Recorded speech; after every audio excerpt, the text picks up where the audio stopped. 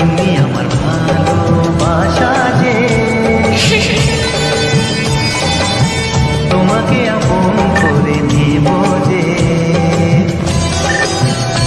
ও চুপি চুপি মন তোমার চুরি করে, তোমাকে আপন করে নিলাম যে।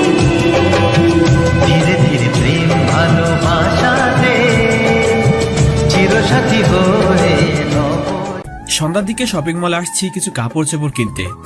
আর শপিং মলটাতে কিছু ডিসকাউন্ট চলছে, তাই ঘুরে ঘুরে কি কেনা যায় সেটা দেখতে লাগলাম।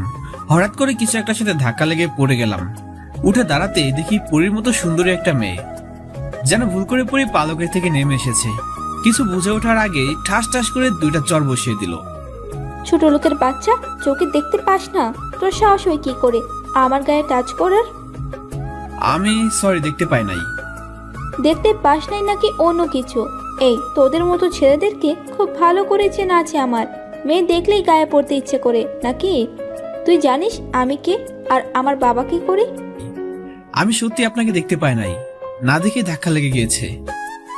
এমনিতেই ধাক্কা দিয়েছিস, আবার মুখে মুখে তর্ক করছিস। তোর অবস্থা দেখ কি করি আমি। মাথা নিচে করে দাঁড়িয়ে আছি, তখন একটা লোক এসে মেয়েটাকে বলতে লাগলো, ম্যাডাম প্লিজ একটু শান্ত হন। ছেলেটা মনে হয় ভুল করে ধাক্কা দিয়ে ফেলেছে, আর ছেলেটা মনে হয় আপনাকে চিনতে পারে নাই। বিষয়টা আমি দেখছি, আপনি এখান থেকে যান। লোকটার কথা শুনে মেয়েটা রেগে গজগজ করতে করতে চলে গেল। তারপর লোকটা আমার সামনে এসে দাঁড়ালো। এই ছেলে, তোমার কি জানের ভয় নাই? জানো মেয়েটা কি? এই শহরের নামকরা বিজনেসম্যান আনোয়ার সাহেবের মেয়ে। আমি আর একটু পরে আসলে হয়তো তোমার অবস্থা খারাপ করে ছাড়তো। এখানে যা করতে এসেছো সেটা করে চলে যাও। একথা বলে লোকটা চলে গেল। ও, আপনাদেরকে তো আমার পরিচয় দিই নাই। আমি নীল, এই শহরে নতুন এসেছি, তেমন কিছু চিনি না। আর এই মেয়েটাকেও প্রথমবার দেখলাম। আমি তো আর ইচ্ছা করে ধাক্কা দেই নাই, তবুও কেমন আচরণ করলো দেখলেনই তো। যাক, যা হবার হয়েছে। শপিং করার মুডটা নষ্ট করে দিল। প্রয়োজনীয় কিছু জিনিস কিনে বাসার দিকে রওনা দিলাম। ছোট্ট একটা বাসা ভাড়া নিয়েছি শুধুমাত্র নিজের থাকার জন্য। এই শহরে আমাকে কেউ চিনে না। কথা বলতে বলতে বাসায় চলে আসলাম। ঘেমে নিয়ে একেবারে একাকার হয়ে গিয়েছি। ওয়াশরুমে গিয়ে শাওয়ার নিলাম, তারপর রাতের খাবারটা খেয়ে নিলাম, তারপর বিছানায় শুয়ে পড়লাম। তখনই ফোনে একটা মেসেজ আসলো। মেসেজটা ওপেন করে দেখি কলেজের অ্যাডমিশনটা হয়ে গিয়েছে। আসলে এই শহরে একটা কলেজে অনার্স দ্বিতীয় বর্ষের অ্যাডমিশনের জন্য আবেদন করেছিলাম, তো সেটা হয়ে গেছে। কাল থেকে ক্লাস করতে পারবো, তাই তাড়াতাড়ি ঘুমিয়ে গেলাম। সকালে ঘুম থেকে উঠে নামাজটা আদায় করে নিলাম, তারপর খাবারটা খেয়ে নিয়ে ড্রেস পরে নিলাম।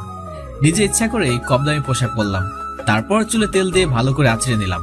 একদম খ্যাত লাগছে। যাক, এবার ঠিক আছে। কলেজের দিকে পা বাড়ালাম। ভিউয়ার্সরা হয়তো ভাবছেন কি জন্য খ্যাত হয়ে গেলাম। নিজেকে এমনি এমনি কি কেউ খ্যাত সাজাতে চায়? গল্পের সাথে থাকুন, সবটাই বুঝতে পারবেন। বাসা থেকে কলেজ বেশি দূরে নয়, মাত্র 5 মিনিটের রাস্তা। তাই কলেজে পৌঁছে গেলাম। গেট দিয়ে ঢুকতেই সামনের দিকে চোখ পড়লো। আরে, এ তো দেখি কালকের সে মেয়েটা। ওনার বাবা নাকি এই শহরের নামকরা বিজনেসম্যান। যাই হোক, আমাকে নিয়ে আমি ভাবতে থাকি। মেয়েটাকে না দেখার ভান করে চলে যেতে থাকলাম। তখনই পিছন থেকে একটা মেয়ে ডাক দিল। এই খ্যাত, কই যাস? এদিকে শুনে যা। তাকিয়ে দেখি যে ভয়টা পাচ্ছিলাম সেটাই হয়েছে। ওই যে একটা কথা আছে না, যেখানে বাঘের ভয় সেখানে সন্ধ্যা হয়। কালকে সে মেয়েটা ডাকছে, তাই সামনে না গিয়ে সোজা মেয়েটার কাছে চলে গেলাম। জি, আপনি আমাকে ডাকছেন? তুই ছাড়া এই কলেজে তো একটাও ক্ষেতকে দেখতে পাচ্ছি না, তো কাকে ডাকছি বোঝার কথা। ও আচ্ছা, বলুন, কি বলবেন? তুই তো সেই ছেলেটা যে গতকাল আমাকে ধাক্কা দিয়েছিল। কলেজে তো আগে দেখি নাই, নতুন নাকি? মাথাটা নিচু করে, জি, আবার আজকের প্রথম কলেজ। তোর নাম কি রে? জি, আমার নাম নীল। আর আপনার নাম? আমার নাম তানহা। গতকাল যে অপরাধ করেছিলি তোর অবস্থা তো খারাপ করেই দিতাম, তবে শপিং মলে ম্যানেজারের কথায় বেঁচে গেছিলি। যাক সে কথা, বাট তোর মতো ক্ষেতকে প্রিন্সিপাল অ্যাডমিশন দিল কেন সেটাই তো মাথায় আসছে না। আর কিসব কাপড় পরেছিস সেগুলা? কাপড় কেনার টাকা না থাকলে আমার কাছ থেকে ভিক্ষা করে নিয়ে যাস। এটা বলেই হাসতে শুরু করলো। ইচ্ছা করলে কথাগুলো জবাব দিতে পারতাম, কিন্তু দিলাম না। সেখান থেকে ক্লাসে চলে আসলাম। এখনো ক্লাসের সময় হয়নি, তাই ক্লাসটা ফাঁকা ছিল। একেবারে লাস্ট বেঞ্চে গিয়ে বসলাম। এদিকে তানহার বান্ধবী লিজা। কি রে তানহা, ওই খ্যাতটাকে এভাবে অপমান করলি কেন? আরে গতকাল গিয়েছিলাম শপিং করতে, বাট কই থাকে জানে খ্যাটটা এসে আমাকে ধাক্কা দেয়। প্রচণ্ড রাগে দুইটা চর মেরে রাগটা কন্ট্রোল করেছিলাম। একদম ঠিক কাজ করেছিলি। এইসব খ্যাতের কাজটাই হলো মেয়ে দেখলে গায়ে পড়া। আচ্ছা ঠিক আছে, এখন ক্লাসে চল, সময় হয়ে গেছে। তানহাও বান্ধবীদের সাথে ক্লাসের দিকে চলে যায়। ক্লাসে চুপ করে বসে আছি, হঠাৎ তাকিয়ে দেখি তানহাও তানহার বান্ধবীদের সাথে এই ক্লাসের দিকে আসছে। তাই মাথাটা নিচু করে থাকলাম। কি রে লিজা, খ্যাটটা আমাদের ক্লাসে বসে কি করছে? হ্যাঁ তাই তো রে, খ্যাতটা মনে হয় আমাদের সাথে একই ইয়ারে পড়ে। চল খ্যাটটাকে মজা দেখাচ্ছি, এই বলে শয়তানি করে হাসাহাসি করছে তারা। সবাই মিলে নীলের কাছে যায়। কি রে ছোট লোক, পিছু নিতে নিতে এই ক্লাস পর্যন্ত চলে আসছিস? মাথাটা নিচু করে থাকলাম। অপমান আর কত করবে, বড়লোকের দুলালি, অহংকার অনেক। মেয়েগুলো আর কিছু বলতে যাবে তখনই ক্লাসে স্যার চলে আসে। সব স্টুডেন্টরা নিজেদের জায়গায় বসে পড়ে। তারপর স্যার ক্লাস নেওয়া শুরু করে। তোমরা সবাই মনোযোগ দিয়ে শোনো। তোমাদের কলেজে নতুন একটা ছেলে এসেছে, আজ থেকে তোমাদের সাথেই লেখাপড়া করবে। নীল, তুমি এখানে এসো। স্যারের কথা মতো সামনে গিয়ে স্যারের পাশে দাঁড়ালাম। এই হলো তোমাদের নতুন বন্ধু, গতকালই অ্যাডমিশন নিয়েছে, এখানেও নতুন এসেছে, তোমরা ওকে দেখে রাখবে। স্যারের কথা শেষ না হতে তানহা দাঁড়িয়ে গেল। স্যার, আপনাদের কি রুচিবোধ বলতে কিছুই নাই নাকি সব হারিয়ে গেছে? কই থেকে একটা ক্ষেত ছোট লোককে কলেজে অ্যাডমিশন দিয়েছেন? কলেজের ইজ্জতটাই তো এর জন্য নষ্ট হয়ে যাবে। তানহার কথা শুনে মাথা নিচু করে দাঁড়িয়ে থাকলাম। এরা শুধু ভালো জামা কাপড়ই দেখে, ভিতর দেখে না। Tanha, just set up. তুমি তোমার সীমা অতিক্রম করে ফেলেছো। ভুলে যেও না, তুমি এখানে শিক্ষা নিতে আসছো, এটা কোনো সিনেমা হল না। Sit down right now. Tanha স্যারের কথায় বসে পড়ে। নীল, তুমি কিছু মনে করো না, নিজের জায়গায় গিয়ে বসে পড়ো। স্যারের কথা মতো নিজের সিটে এসে বসলাম। স্যার ক্লাস নিতে শুরু করলেন। ক্লাস করা শেষে বের হয়ে গেলাম। আজকে নতুন, তাই কোনো বন্ধু নাই। ক্যাম্পাসের দিকে হাঁটতে লাগলাম। ঠিক তখনই পকেটে থাকা ফোনটা বেজে উঠলো। Hello sir. নীল, তোমাকে যে মিশনে পাঠানো হয়েছে সেটা ভালো করে কমপ্লিট করা চাই। কোনো রকম কেউ যেন সন্দেহ না করে। এটা খুবই গোপনীয়ভাবে করতে হবে। হাত ফসকে বেরিয়ে গেলে দেশের জন্য বিপদ হয়ে আসতে পারে। অপরাধীদেরকে আমাদের চাই। স্যার আপনি কোনো চিন্তা করবেন না, এখানে আমি ছাত্র সেজে এসেছি, তাই সন্দেহ করার কিছু নাই। এই মিশনটা কমপ্লিট করে এখান থেকে বের হব। স্যার শুধু কিছুদিন সময় লাগবে। ওকে, তোমাকে সময় দেওয়া হলো, তবে বেশি দেরি যেন না হয়। মনে মনে অপরাধীদের তো জেলে ভাত খাইয়ে ছাড়বো, সে যেভাবেই হোক। তার আগে আমাকে এই কলেজের সম্পর্কে ভালো করে কিছু জেনে নিতে হবে। এসব ভাবছি তখনই পিছন থেকে কেউ একজন আমার নাম ধরে ডাক দিল। পিছনে ঘুরে দেখি একটা ছেলে দৌড়ে কাছে চলে আসলো, হাত বাড়িয়ে দিয়ে বলে, হাই, আমি রাজ। আমি নীল। তো আমরা কি বন্ধু হতে পারি? হ্যাঁ অবশ্যই। আচ্ছা, তোমার বাসা কোথায়? এই তো সামনেই। আপনার বাসা? ওহ, আমার বাসা এই সিনেমা হলের পিছনে। আর তুমি আপনি করে বলছেন কেন? বন্ধুদের মধ্যে কখন আপনি চলে না। সো এখন থেকে তুই করে বলবো। আচ্ছা ঠিক আছে। এই, তোর নাম্বারটা দে তো। রাজকে আমার নাম্বারটা দিয়ে দিলাম। তারপর দুজন মিলে একটা গাছের নিচে বসলাম। তারপর দুজন মিলে কিছু আড্ডা দিয়ে বাসায় চলে আসলাম। রাতে খাবার খেয়ে কলেজের পড়াটা কমপ্লিট করলাম। ঘুমানোর জন্য চোখটা বন্ধ করেছি, তখনই ফোনটা বেজে উঠলো। আম্মু ফোন করেছে আসলে। হ্যাঁ আম্মু, কেমন আছো তুমি? আমি ভালো আছি রে বাবা, তুই কেমন আছিস? তোর শরীরটা ভালো আছে তো? আর তুই কোথায়? আম্মু এখানে চিন্তার কিছুই নেই, সব ঠিকই আছে। শরীরটাও অনেক ভালো আছে। আর আমি একটা গোপন মিশনে আছি, তাই কিছু বলা যাবে না। খুব তাড়াতাড়ি বাড়িতে ফিরে যাব। আচ্ছা এখন রাখো, কালকে কথা হবে। আচ্ছা বাবা, যেখানেই থাকিস অনেক ভালো থাকিস। ফোনটা রেখে দিয়ে ঘুমিয়ে পড়লাম, কারণ কালকে আবার কলেজে যেতে হবে। সকালবেলা ঘুম থেকে উঠে ডিম ভাজি আর ভাত রান্না করলাম। তারপর খেয়ে দিয়ে কলেজে চলে আসলাম। রাজকে কলেজের গেট থেকেই পেয়ে গেলাম। তারপর দুজনে মিলে ক্লাসের দিকে পা বাড়ালাম। একটা ক্লাস করে বাইরে বের হয়ে আসলাম। তারপর আড্ডা দিতে লাগলাম। এমন সময় তানহা আমাদের সামনে আসলো। কি রে ছোট লোক, বন্ধুত্ব একটা জোগাড় করে নিয়েছিস দেখছি। তানহা, ভদ্রভাবে কথা বলো। তুমি ওকে ছোট লোক বলছো কেন? বলছি বেশ করছি, তো তোর এত জলসে কেন রে? কি রে ছোট লোক, তুই কি ওর কাছে থেকে টাকা মেরে খাওয়ার সিদ্ধান্ত নিয়েছিস নাকি? তানহা, আপনি কিন্তু আপনার সীমা পার করে ফেলছেন। এখান থেকে চলে যান বলছি, না হলে। তাহলে কি করবি তুই আমার? কি করব দেখবি তুই। ঠাস করে একটা থাপ্পড় বসাই দিলাম। তানহা টাল সামলাতে না পেরে মাটিতে পড়ে গেল। আমাকে কি ভেবেছিস? হ্যাঁ, সেই প্রথম দিন থেকে অপমান করে চলেছিস, কিছু বলি না বলে কি মাথা উঠে গেছিস? চারপাশে তাকিয়ে দেখি পুরো কলেজের সবাই আমার দিকে অবাক হয়ে তাকিয়ে আছে। আরে ভাই, আমি কি এলিয়েন নাকি?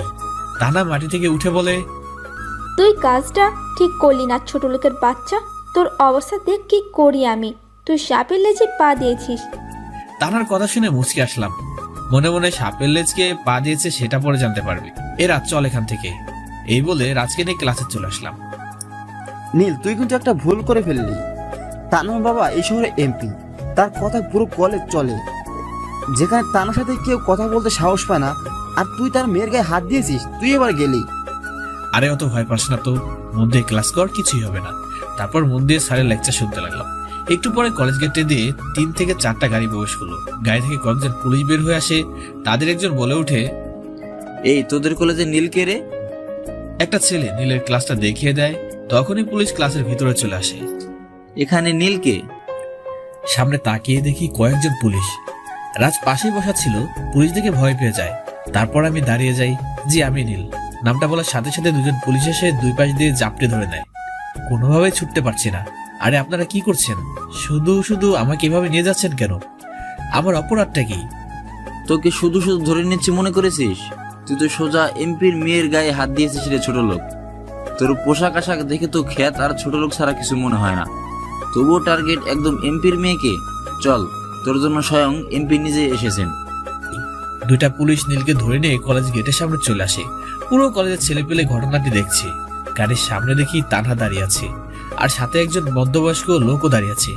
আমাকে দেখেই লোকটা বলে উঠলো, ওসি সাহেব, এই ছোট লোকটাকে এমন ভাবে শাস্তি দিবেন যাতে কোনো মেয়ের দিকে চোখ তুলে তাকাতে না পারে। তখন বুঝে গেলাম যে লোকটা তানহার বাবা। ওসি স্যার, আপনি আমাকে যা শাস্তি দেন দিন, কিন্তু আমাকে 1 মিনিট বাড়িতে কথা বলতে দিন, নয়তো সবাই চিন্তা করবে আমার জন্য। পুলিশের কি মনে হলো জানি না, কিছুক্ষণ ভেবে তার ফোনটা আমার হাতে দিল। আমিও একটা নাম্বার তুলে ফোন লাগালাম। কিছুক্ষণ কথা বলে ওসির দিকে ফোনটা বাড়িয়ে দিলাম। এই যে ফোনটা দিন আর কথা বলো। ওসি আমার থেকে ফোনটা হাতে নিয়ে কিছুক্ষণ কথা বললো। তারপর মুখে ভয়ের ছাপ দেখা দিল। স্যার স্যার সরি স্যার, আমি ব্যাপারটা জানতাম না, আর কখনো এমন হবে না স্যার, বলেই ফোনটা কেটে দিলাম। তারপর ওসি এমপি কে ফোন করে বলে, সরি এমপি সাহেব, আমি এই ছেলেকে অ্যারেস্ট করতে পারবো না। এটা আপনি কি করছেন ওসি সাহেব? যে কাজে আসলেন সেটা ঠিক মতো করুন, না হলে এমন জায়গায় ট্রান্সফার করব যে মশা মারতে মারতে দিন শেষ হয়ে যাবে। আরে স্যার, রাখেন আপনার মশা মারা, আপনার মশা আপনিই মারেন। ওসির কথা শেষ হতেই এমপি সাহেবের ফোনটা বেজে ওঠে। পকেট থেকে ফোনটা বের করে রিসিভ করে কানে ধরেন। একটু পরে এমপি সাহেবের মুখ কালো হয়ে যায়। ফোনে কথা বলা শেষ করে তানহার গালে ঠাস করে একটা থাপ্পড় মারে। তানহা, তোর সাহস তো কম না। তুই জানিস তুই কার সাথে পাঙ্গা লড়ছিস? তোকে তো ইচ্ছে করছে আরো কয়েকটা থাপ্পড় লাগিয়ে দিই। নীল বাবা, আমার ভুল হয়ে গেছে। আমি কি তোমাকে কোনোভাবে সাহায্য করতে পারি? না আঙ্কেল, আমাকে সাহায্য করার কোনো প্রয়োজন নেই। তবুও যদি কখনো কোনো সমস্যা ফেস করো তাহলে আমাকে বলো। আচ্ছা, আমি এখন চলে যাচ্ছি। ভালো থাকো বাবা। বলে তিনি চলে গেলেন। পুরো কলেজ তো অবাক হয়ে তাকিয়ে আছে। যাকে ধরতে আসছিল একটু আগে, এখন কি থেকে কি হয়ে গেল? নীলকে ছেড়ে দিয়ে চলে যাচ্ছে।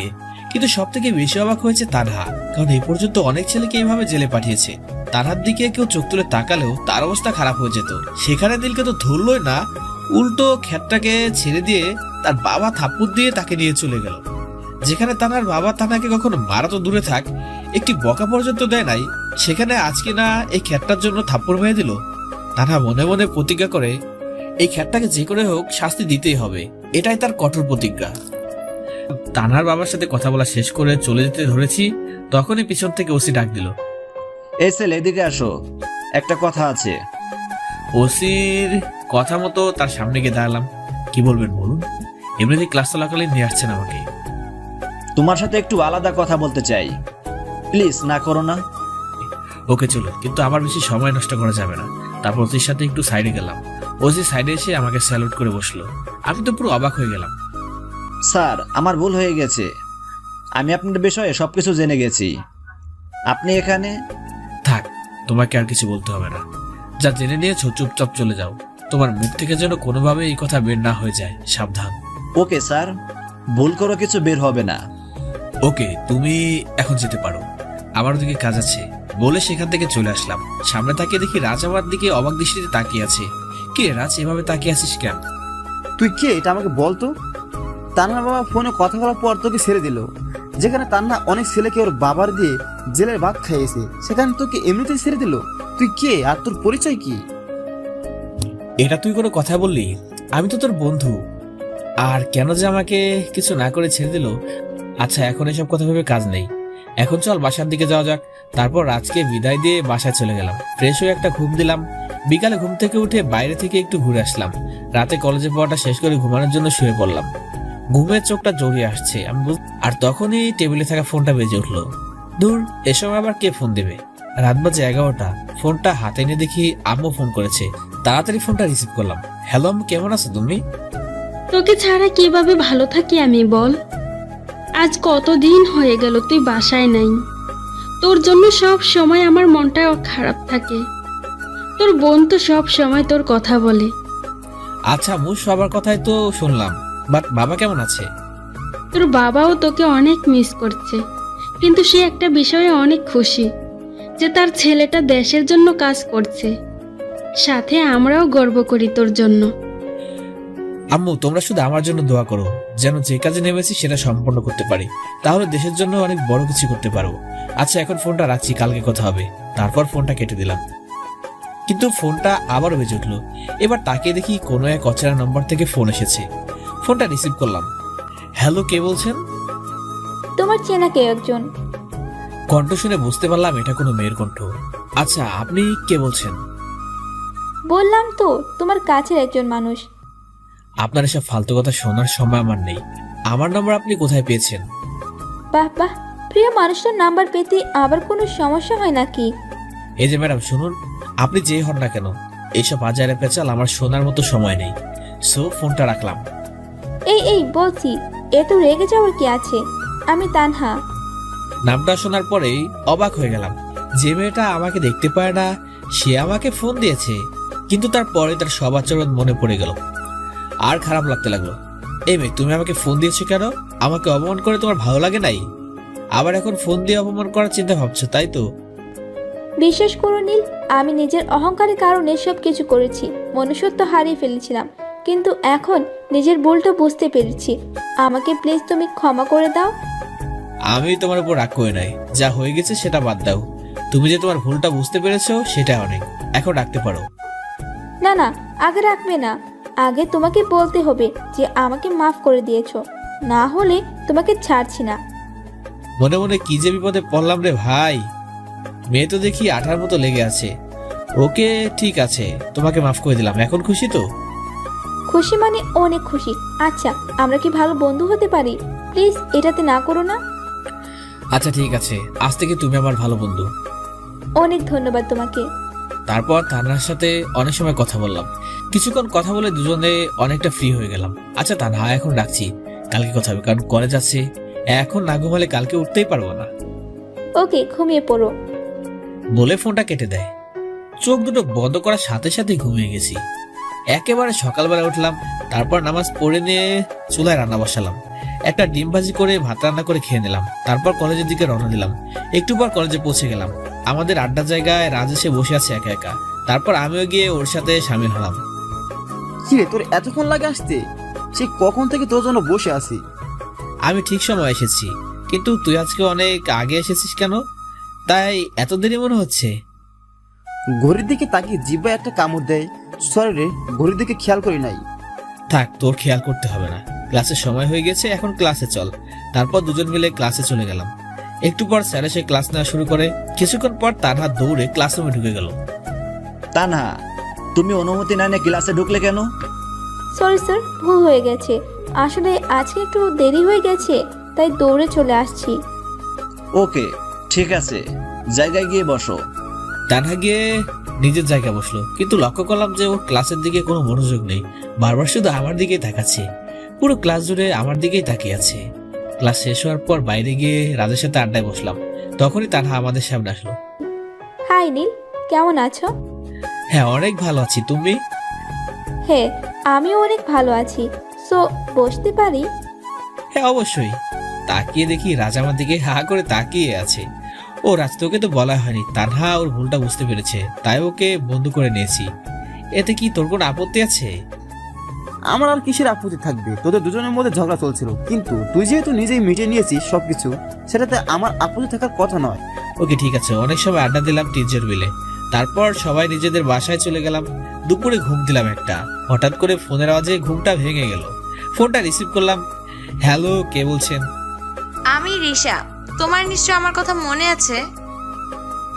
এটা আবার না মনে থাকার কি আছে? তুমি আমার সেই ছোট্টবেলার বান্ধবী, তোমাকে তো মনে থাকবেই, তাই না? হ্যাঁ, সেটা তো অবশ্যই। সো এখন কি কোনো জব করছো তুমি? হ্যাঁ, আমি একজন সিআইডি অফিসার। আর আমি এটাও জানি যে তুমি কি জন্য এখানে এসেছো আর কি জন্য এই কলেজটাতে ভর্তি হয়েছো। তুমি যাদের সম্পর্কে পুরোপুরি জানতে চাইছো সেটা আমার কাছে আছে। তুমি চাইলে আমার সাথে দেখা করতে পারো, তারপরই সব বিষয়ে আলোচনা হবে। ওকে, তোমার সাথে আজকে বিকেলে দেখা করব। তাহলে তুমি কোথায় দেখা করতে পারবে? আমরা দুজন জ্যাকসন কফি শপে দেখা করতে পারি, ঠিক বিকেল 4টায়। ওকে ডান, আমি পৌঁছে যাব। তারপর ফোনটা রেখে দিয়ে ফ্রেশ হয়ে নিলাম। হালকা কিছু নাস্তা করে বেরিয়ে পড়লাম রিশার উদ্দেশ্যে। একটু পরে কফি শপে পৌঁছে গেলাম। ভেতরে ঢুকে দেখি রিশা একটা টেবিলে বসে আছে।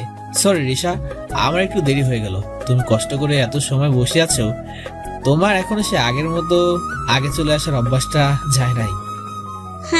ঠিক বলেছো, আমার এখনো সেই অভ্যাসটা যায় নাই। আর ভালো জিনিস নিশ্চয়ই যত্ন করে রেখে দিতে হয়। হ্যাঁ, সেটা অবশ্য খারাপ বলো নাই।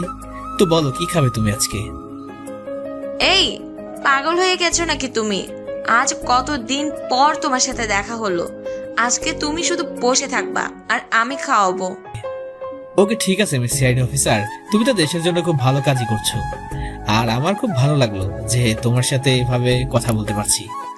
এই হইছে, অত পাম দেওয়ার দরকার নেই। তুমি তো কম না, তুমি তো একজন underground commando the army man, সেটাও আবার ওয়ান ম্যান আর্মি কমান্ডো। তুমি তো দেশের জন্য খুব ভালোভাবে লড়াই করতে পারবে। আমাদের কথা বলার মাঝে ওয়েটার এসে 2টা কফি দিয়ে গেল। রিশা, তুমি এর মধ্যে কফি অর্ডার দিয়ে ফেলেছো? তারপর আরো বেশ কয়েকটা আইটেম আসলো। এবার এগুলো খেয়ে নাও। আর হ্যাঁ, তোমাকে যে জন্য আসতে বলেছি একটু ওয়েট করো।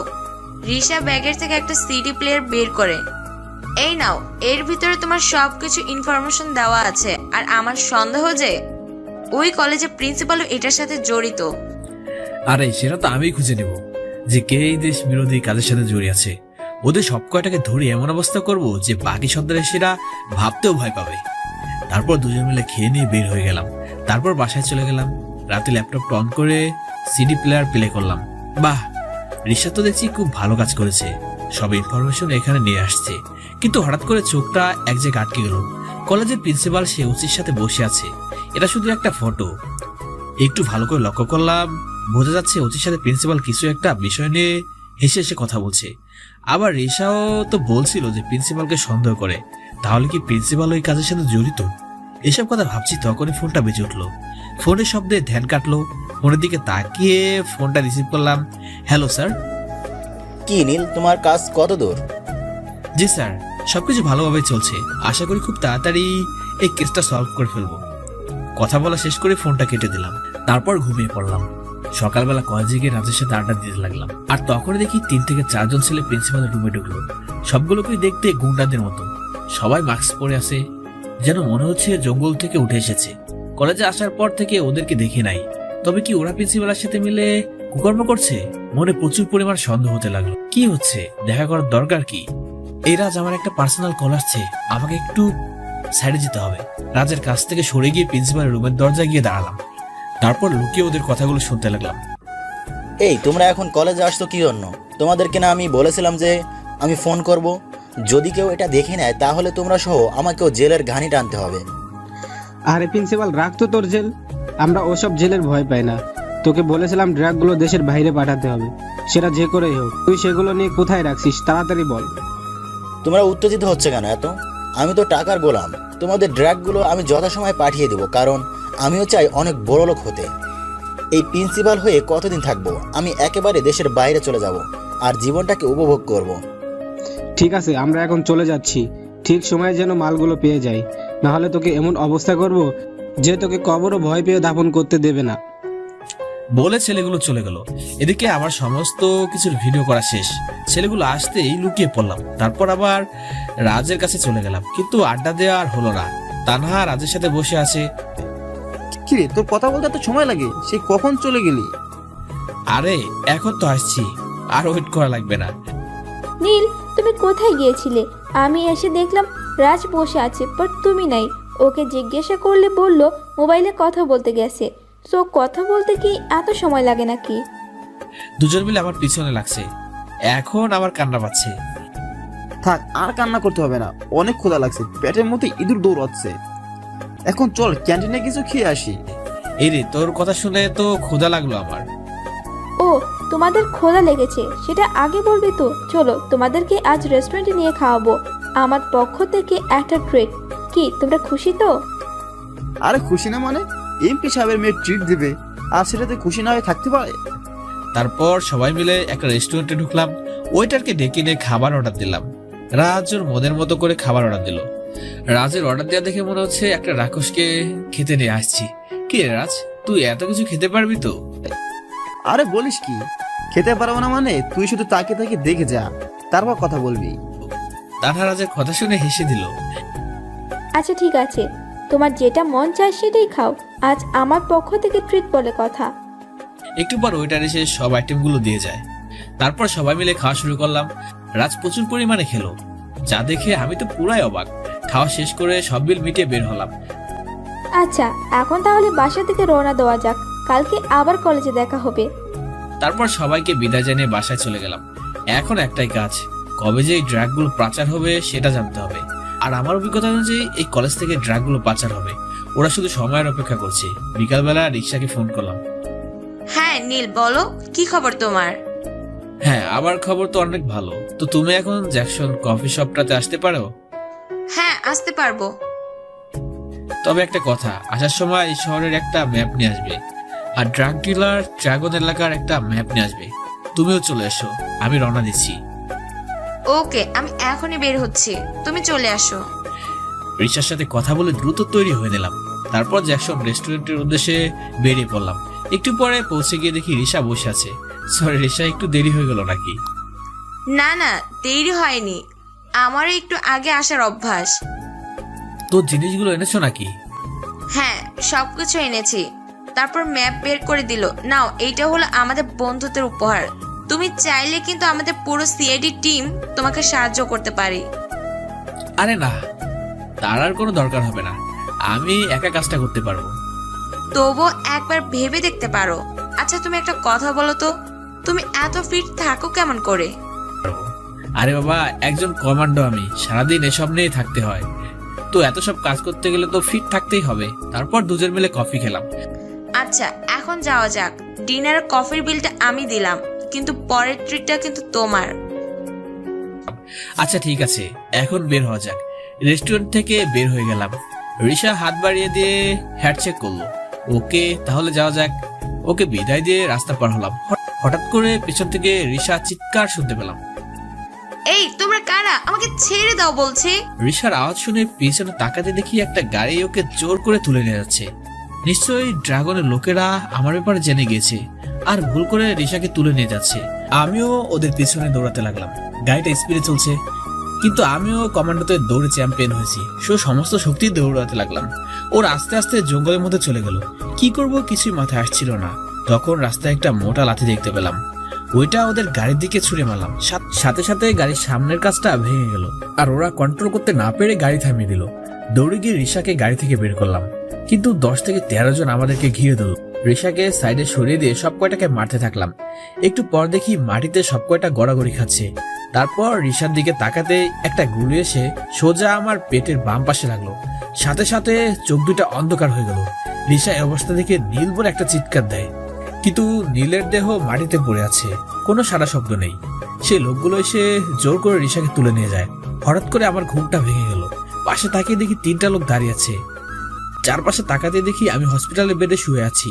তখন সামনে দাঁড়ানো একটা লোক বলে উঠলো, এই ছেলে, রেশা কোথায়? মনে মনে এরা আবার কারা যে রিসার খোঁজ নিতে আসছে? ব্যাপারটা এখন চেপে যেতে হবে। আমি কেন রিসাকে চিনি না? আর আপনারা কে? আমরা সিআইডি থেকে আসছি। আর রেশাও একজন সিআইডি অফিসার। এটা রেশার ছবি, একটা ছবি সামনে দিয়ে বলল, আর আমরা তোমাকে জঙ্গল থেকে অজ্ঞান অবস্থায় পেয়েছি। ছবির দিকে তাকিয়ে দেখলাম যে এটা রিশা, কিন্তু ওদেরকে এখন আমার সম্পর্কে বললে পুরো প্ল্যানটাই বরবাদ হয়ে যাবে। তাছাড়া রিশাকে বলছি যে আমি ওদের কোনো প্রকার সাহায্য নিব না, তাই এটা প্ল্যান মাথায় আসলো। শুনুন, আমি এই মেয়েটাকে চিনি না, আর আমি কিভাবে জঙ্গলে ছিলাম সেটাও আমি জানি না। আমি তো সকালে কলেজের জন্য বের হয়েছিলাম, তারপর আমার আর কিছু মনে নেই। স্যার, তাহলে কি ওর স্মৃতিশক্তি চলে গেছে নাকি? না না, আমার স্মৃতিশক্তি আসলে যায়নি, আমার সবকিছুই মনে আছে। আমার নাম নীল, এখানে একটা কলেজে আমি লেখাপড়া করি, বাট কলেজ থেকে বের হওয়ার পর আমার কিছুই মেনে নেই। ডক্টর, আমার মাথা ব্যথা করছে। রাহাত, এবার ছেলেটার একটু রেস্টের প্রয়োজন, না হলে মাথায় অতিরিক্ত চাপ পড়বে। দেখো রাহাত, এখন যদি আর ওকে চাপ দাও তাহলে নার্ভাস ব্রেকডাউন হয়ে যাবে। So please leave him alone. তখন অফিসার আর কোনো কথা বলতে পারলো না, তারা কেবিন থেকে বের হয়ে গেল।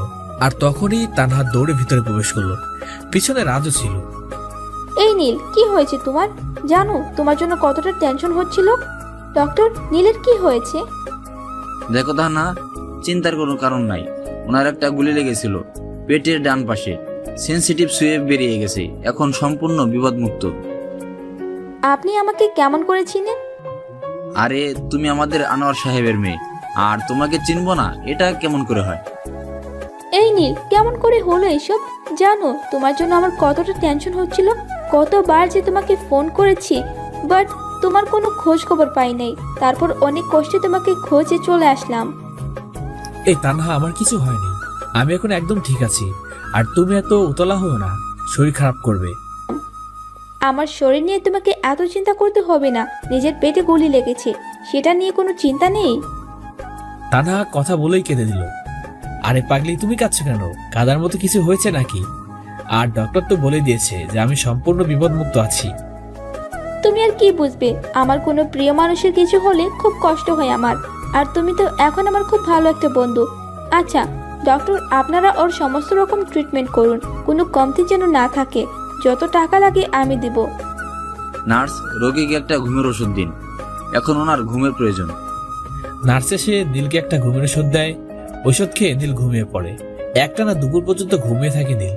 এরপর দুপুরে ঘুম ভেঙে যায়। আস্তে করে চোখ খুলে তাকিয়ে দেখি আমার পাশে তানহা বসে আছে, আমার হাতের উপর মাথা রেখে ঘুমিয়ে পড়েছে। কিন্তু ওর মাথার কিছু চুল ওর মুখের উপর এসে পড়েছে। সব মিলিয়ে ওকে খুব মায়াবী লাগছে। ইচ্ছে করছে ওর কপালে ভালোবাসা একটা পরশ এঁকে দেই, কিন্তু সেই দিক দিয়ে আমি বাধাগ্রস্ত, কারণ দুজনের মধ্যে ভালো বন্ধুত্বের বেশি আর কিছু নেই। এসব ভাবতে গিয়ে হাতটা হালকা টান লাগলো, আর তখনই তানহার ঘুমটা ভেঙে গেল। ওহ নীল, তুমি উঠে পড়ছো? এখানে বসে থাকতে থাকতে কখন যে চোখটা লেগে গিয়েছিল বুঝতে পারি নাই। তোমার তো এখন দুপুরে খাবারের সময় হয়ে গেছে, রাজকে খাবার আনতে পাঠিয়েছি, এখনই চলে আসবে। দুজনে কথা বলতে বলতে রাজ খাবার নিয়ে চলে আসলো। আমার ফেভারিট খাবার বিরিয়ানি নিয়ে আসছে। রাজ খাবারটা তানহার হাতে দিল, তারপর তানহা খাবারগুলো একটা প্লেটে নিয়ে দিল, তারপর আমার হাতে দিল। নাও এবার খাবারগুলো খেয়ে নাও, তোমার ওষুধ খেতে হবে। খাবার খাওয়ার জন্য উঠতে গিয়েই পেটে ব্যথা লাগলো, ব্যথায় কুকড়ে উঠলাম। এই তোমার আবার কি হলো? ইস, আমার তো মনেই নেই যে তোমার পেটে গুলি লেগেছে, তুমি উঠে খেতে পারবে না। সত্যি বিষয়টা ভুলে গিয়েছিলাম। আসো আমি খাইয়ে দিচ্ছি। তানহার কথা শুনে পুরো অবাক হয়ে গেলাম। মেয়েটা বলছে কি ও নাকি আমাকে খাইয়ে দেবে? মাথাটা পুরো খারাপ হয়ে গেল নাকি? এত কিছু ভাবছো কেন তুমি? আমার মাথা একটু খারাপ হয় নাই, তুমি অসুস্থ বলে তোমাকে খাইয়ে দিচ্ছি। এখন চুপচাপ করে খাবারগুলো খেয়ে নাও তো। ওরে বাস রে, তানহা কি কোনো অলৌকিক শক্তি আছে নাকি? আমার মনের কথা কেমনে জেনে গেল? চুপ হয়ে ভদ্র ছেলের মতো খেয়ে দিলাম। তানহা আমাকে অনেক যত্ন করে খাইয়ে দিল। এমন একটা বউ থাকলে তো আরামে জীবনটা পার করে দেওয়া যেত। খাবারটা শেষ করে ওষুধ খেয়ে দিলাম। তারপর রাজ আর তানহার সাথে গল্প করতে লাগলাম। সন্ধ্যার দিকে রাজকে বললাম বাড়ি ফেরার পথে তানহাকে নামিয়ে দিয়ে আয়। না নীল, আমি তোমাকে ছাড়া এক পাও নড়ছি না। রাজ বাসায় চলে যাক, আমি এখানেই তোমার কাছে থাকবো। একেবারে তুমি সুস্থ হলে তারপর বাসায় যাব। আরে তানহা, তোমার বাবা মা তো তোমার জন্য চিন্তা করবে, তাছাড়া তুমি বা আমার জন্য এত চিন্তা করছো কেন? আর তুমি বা কোথায় থাকবে? কে বলেছে আমার বাবা মা চিন্তা করবে? তাদেরকে আমি বলে দিয়েছি যে আমি এখানেই থাকবো, আর বাবাও হ্যাঁ বলে দিয়েছে। তাই রাত চলে যাক। আর তুমি এখন আমার সব থেকে কাছের বন্ধু, তাই তোমাকে ছাড়া যাব না। তোমাকে আমার থাকার জায়গার জন্য চিন্তাও করা লাগবে না। জানি আর কিছু বলে কাজ হবে না, তাই রাজকে বাসায় চলে যেতে বললাম। আর তানহা আমার সাথে থাকলো। এভাবে পুরো 3 দিন কেটে গেল। এই কয়দিনে তানহা আমার সাথে ছায়ার মতো লেগেছিল। ওর প্রতি অনেকটা দুর্বল হয়ে পড়ে আমি। হয়তো ভালোবেসে ফেলেছি ওকে, কিন্তু ওকে কথাটা বললে অনেক কষ্ট পাবে, তাই বলতে পারবো না। এভাবে আরো 2 দিন হসপিটালে থাকলো। তারপর সকালের দিকে আমাকে রিলিজ করা হলো। আচ্ছা রাজার তানহা, তোমরা বাসায় চলে যাও। আমি এখন ঠিক হয়ে গিয়েছি, একাই চলে যেতে পারো। নীল, তোমার কি মাথা খারাপ হয়ে গেছে নাকি? তুমি এখনো সুস্থ হও নাও। তোমাকে একা কিভাবে ছেড়ে দেই? হ্যাঁ, তা না তো ঠিকই বলছে। তুই এখনো সুস্থ হোস নাই, এখন তুই আমার সাথে আমার বাসায় গিয়ে থাকবি। মনে মনে, আরে এরা তো জানে না যে আমি একজন কমান্ডো, আর এসব কতগুলি আমাকে হজম করতে হয়েছে সেটা আল্লাহ জানে। এই একটা গুলি আমাকে আর কিভাবে কাবু করবে? আরে তানহা, এই দেখো আমি একদম সুস্থ। বলে বেড থেকে নেমে হাঁটাহাঁটি করলাম। আমাকে দেখে তানহা আর রাজ দুজনে অবাক হয়ে গেছে। কি এবার তোমাদের বিশ্বাস হয়েছে তো? ওই, আমি বিশ্বাস করতে পারছি না, এটা কি করে সম্ভব? গুলি খাওয়া 3-4 দিন পরেও কেউ এভাবে হাঁটতে পারে? একভাবে নীলের দিকে তাকিয়ে আছে। তানহা হা করে তাকিয়ে দেখছে। দেখবে না আমি কাদের বন্ধু? তোমরা সাথে থাকলে আমার কিছুই হবে না। আচ্ছা চলো এখন বাসায় যাওয়া যাক। হসপিটাল থেকে বের হয়ে সোজা বাসায় চলে গেলাম। হঠাৎ রিশার কথা মনে পড়ে গেল। ওকে তো এতক্ষণে নিশ্চয় ছেড়ে দিয়েছে, কারণ ভুল করে আমার জায়গায় ওকে ধরে নিয়েছে। সো ওর কাছে সিআইডির ব্যাচ আছে, সেটা দেখে তো এতক্ষণ ছেড়ে দেওয়ার কথা, কারণ রিশাকে নিয়ে ওদের কোনো কাজ নেই। বাড়িতে এসে বিছানায় শুয়ে পড়লাম। কালকে থেকে আবার কলেজে যাওয়া শুরু করতে হবে। আমি একটু আগে বাসায় এসেছি, তোমার কোনো চিন্তা করতে হবে না আমাকে নিয়ে। তুমি নিশ্চিন্তে থাকো। নিশ্চিন্তে কিভাবে থাকবো বলো? তোমার জন্য তো অনেক চিন্তা হচ্ছে আমার। তুমি সুস্থ আছো, তবুও তোমার অসুস্থতার জন্য চিন্তা হচ্ছে, যদি আবার অসুস্থ হয়ে পড়ো। আরে না, আমার কি হবে? তুমি কোনো চিন্তা করো না। আচ্ছা এখন রাখি, আমি বিশ্রাম নেব। আচ্ছা ঠিক আছে, তুমি কি কাল কলেজে আসতে পারবে? হ্যাঁ, কলেজে আসতে পারবো, কোনো সমস্যা হবে না। তারপর ফোনটা কেটে দিয়ে বিছানায় শরীরটা এলিয়ে দিলাম। অন্যদিকে সিআইডি টিমের মাথা খারাপ হয়ে যাচ্ছে। রিশার কোনো খোঁজ পাওয়া যাচ্ছে না। সিআইডি অফিসাররা তাদের অফিসে আসতেই দেখলো এসিপি স্যার বসে আছে। কি ব্যাপার, তোমরা কি রিশার কোনো খোঁজ পেয়েছো? নো স্যার, এখনো খোঁজ পাওয়া যায় নাই। যে ছেলেটাকে আমরা জঙ্গল থেকে পেয়েছি সেখানে রিশার ব্যাগ আর মোবাইলটা পাওয়া গেছে, কিন্তু রিশাকে নয়। ওই ছেলেটাকে কিছু জিজ্ঞাসা করো নাই? কিছু জানতে পারলে ওর কাছ থেকে? নো স্যার, ছেলেটা বলেছে ওর সেই দিনের কথা কিছুই মনে নেই, বাট বাকি সব কিছু মনে আছে। শুধু সেই দিনকার ঘটনাটা মনে করতে পারছে না। আর ওর কাছে রিশার ছবিটাও দেখিয়েছি, বলল যে এই প্রথম নাকি রিশাকে দেখলো। হ্যাঁ রাহাত, এর মধ্যে বড় কোনো রহস্য লুকিয়ে আছে। শুধুমাত্র সেই দিনের কথা মনে আছে, এটা কিভাবে হতে পারে? আচ্ছা বাদ দাও এটা। এখন তোমরা খোঁজ করো যে রিশার মোবাইল লোকেশন সকাল থেকে রাত পর্যন্ত কোথায় কোথায় ছিল, তাহলে আমরা কিছু জানতে পারবো। রাইট স্যার, এখনই খোঁজ নিচ্ছি। এদিকে নীল রাতের বেলা ছাদে উঠে ব্যায়াম করা শুরু করে। এই 7 দিনে আজকে আবার ব্যায়াম করা শুরু করলো। প্রত্যেকদিন নীল প্রায় অধিকাংশ সময় ব্যায়াম করে কাটিয়ে দেয়, কারণ একজন কমান্ডোর বডি ফিট রাখার জন্য প্রচুর পরিমাণে ব্যায়াম করতে হয়। প্রায় 30 মিনিট ধরে ব্যায়াম করার পর হঠাৎ ফোনটা কান্না করা শুরু করে দিল। ফোনের দিকে তাকিয়ে দেখে তার আম্মু ফোন করেছে। তারপর রিসিভ করে কানে নেয়, আর তখনই ওপাশ থেকে ঝড় উঠে যায়। নীল বুঝে নেয় এটা তার ছোট বোন যারা। কুত্তা, বাদর, হনুমান, পচা টমেটো, পচা আলু, হাতি, শিয়াল, তোকে তো আমি মেরেই ফেলবো হারামজাদা। এই মেরেছে পেত্তিটা তো দেখছি সেইভাবে খেপে আছে। সাবধানে কথা বলতে হবে, নাহলে কপালে আজ কি আছে। কিরে, কি হয়েছে, এত চিল্লাস কেন? ওই হারামি, তুই কি জীবনেও ভালো হবি না? না প্রত্যেক সময় কোনো না কোনো কাজে বাড়ি থেকে কোথায় চলে যাস, আর ফিরে আসার নামগন্ধ নাই। আমার বাসায় সারাদিন একা একা ভালো লাগে না। এই তো পেতনি, এত রাগিস কেন? তুই তো জানিস যে আমার কাজ হলো দেশ রক্ষা করা। যখন তখন বেরিয়ে পড়তে হবে, আর কয়েকদিনের মধ্যে বাড়ি ফিরে যাব। একটু একা থাকা যায় কয়েকদিন। তুই আবার বাড়িতে ফিরে আয়, বাবার সাথে কথা বলে তোর বিয়ে ঠিক করতেছি। তারপর বিয়ে করে যেখানে খুশি সেখানে চলে যাবি, আমার কোনো সমস্যা থাকবে না। আচ্ছা একটা জিনিস বুঝলাম না, বিয়ে করবো আমি, কিন্তু এতে তোর লাভটা কোথায়? আর বিয়ের পর যেখানে খুশি সেখানে যাব, তাহলে তো তুই আবার বাড়িতে একা একা পেতনির মতো কান্না করবি। সেটা মোটেও না হাদারাম।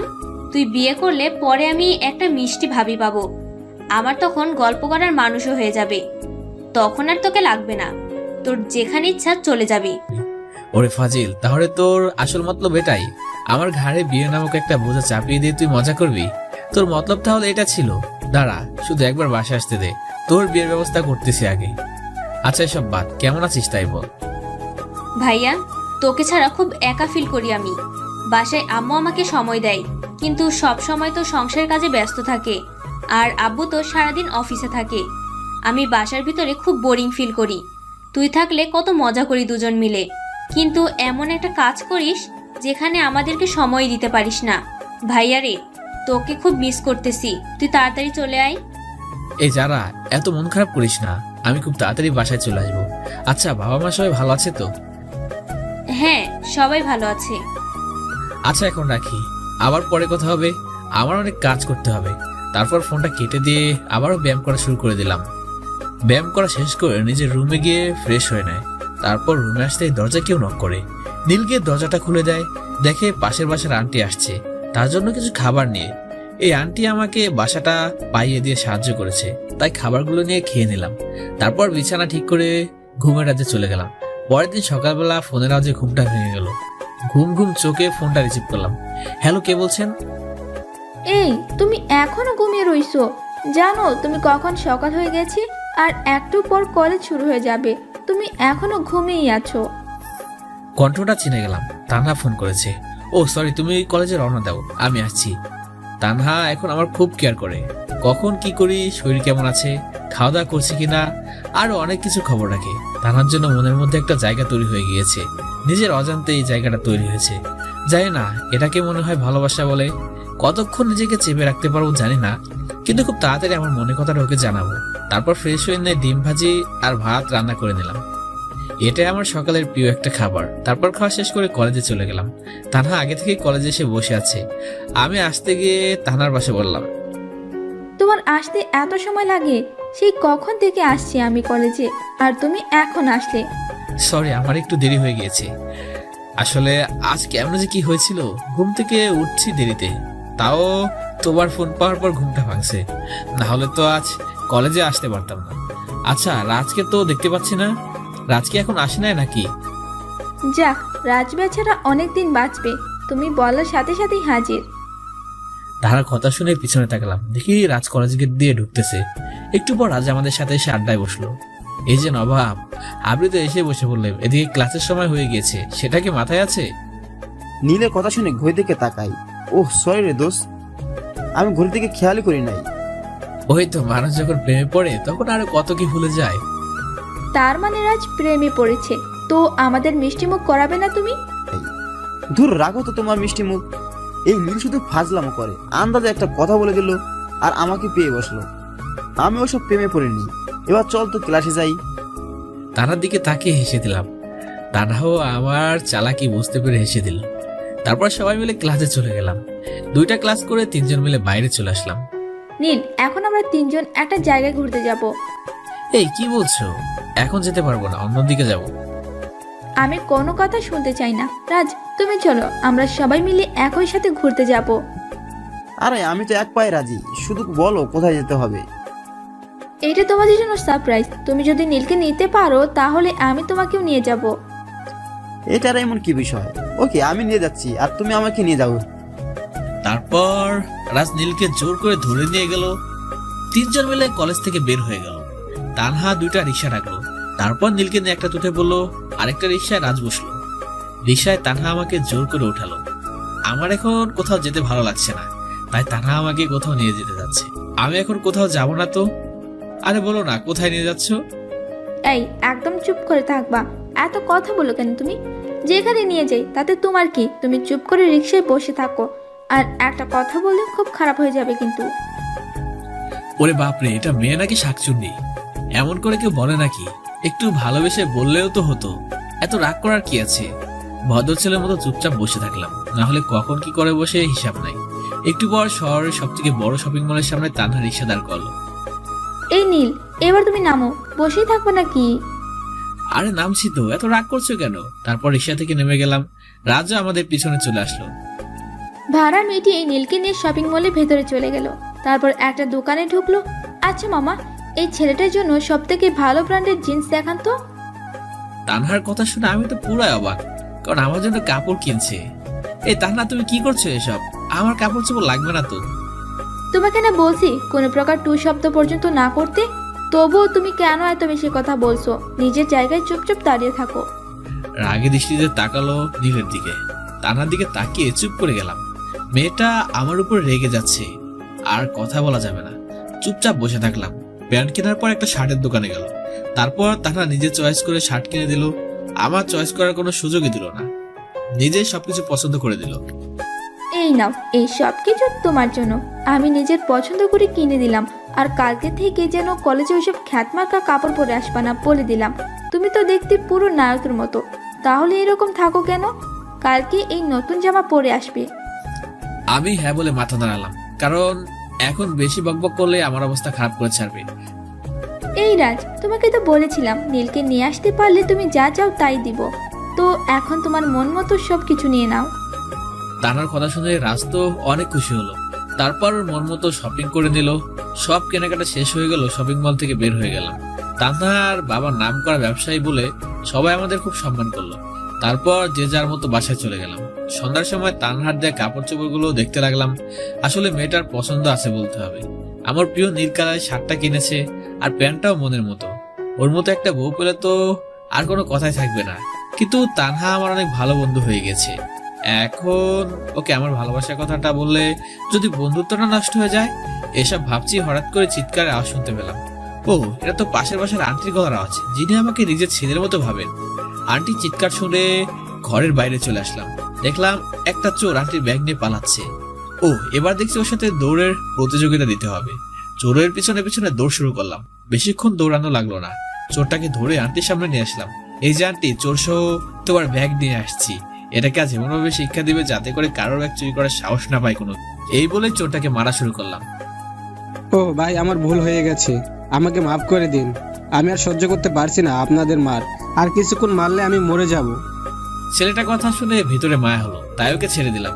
তারপর আন্টিকে ব্যাগটা দিয়ে ঘরে চলে আসলাম। আন্টি আমার কাজ দেখে খুব খুশি হলো। পরদিন সকালে তাহলে শার্ট আর প্যান্ট পরে কলেজে চলে গেলাম। আজ আর খ্যাত সেজে আসি নাই, সবকিছু ঠিকঠাক করে আসছি। কলেজ গেট দিয়ে ভিতরে ঢুকতেই সবাই আমার দিকে হা করে তাকিয়েছে। কি ব্যাপার, এরা কি কোনো ছেলে কাজ পর্যন্ত দেখে নাই? আমার দিকে এমন ভাবে তাকিয়ে আছেন কেন?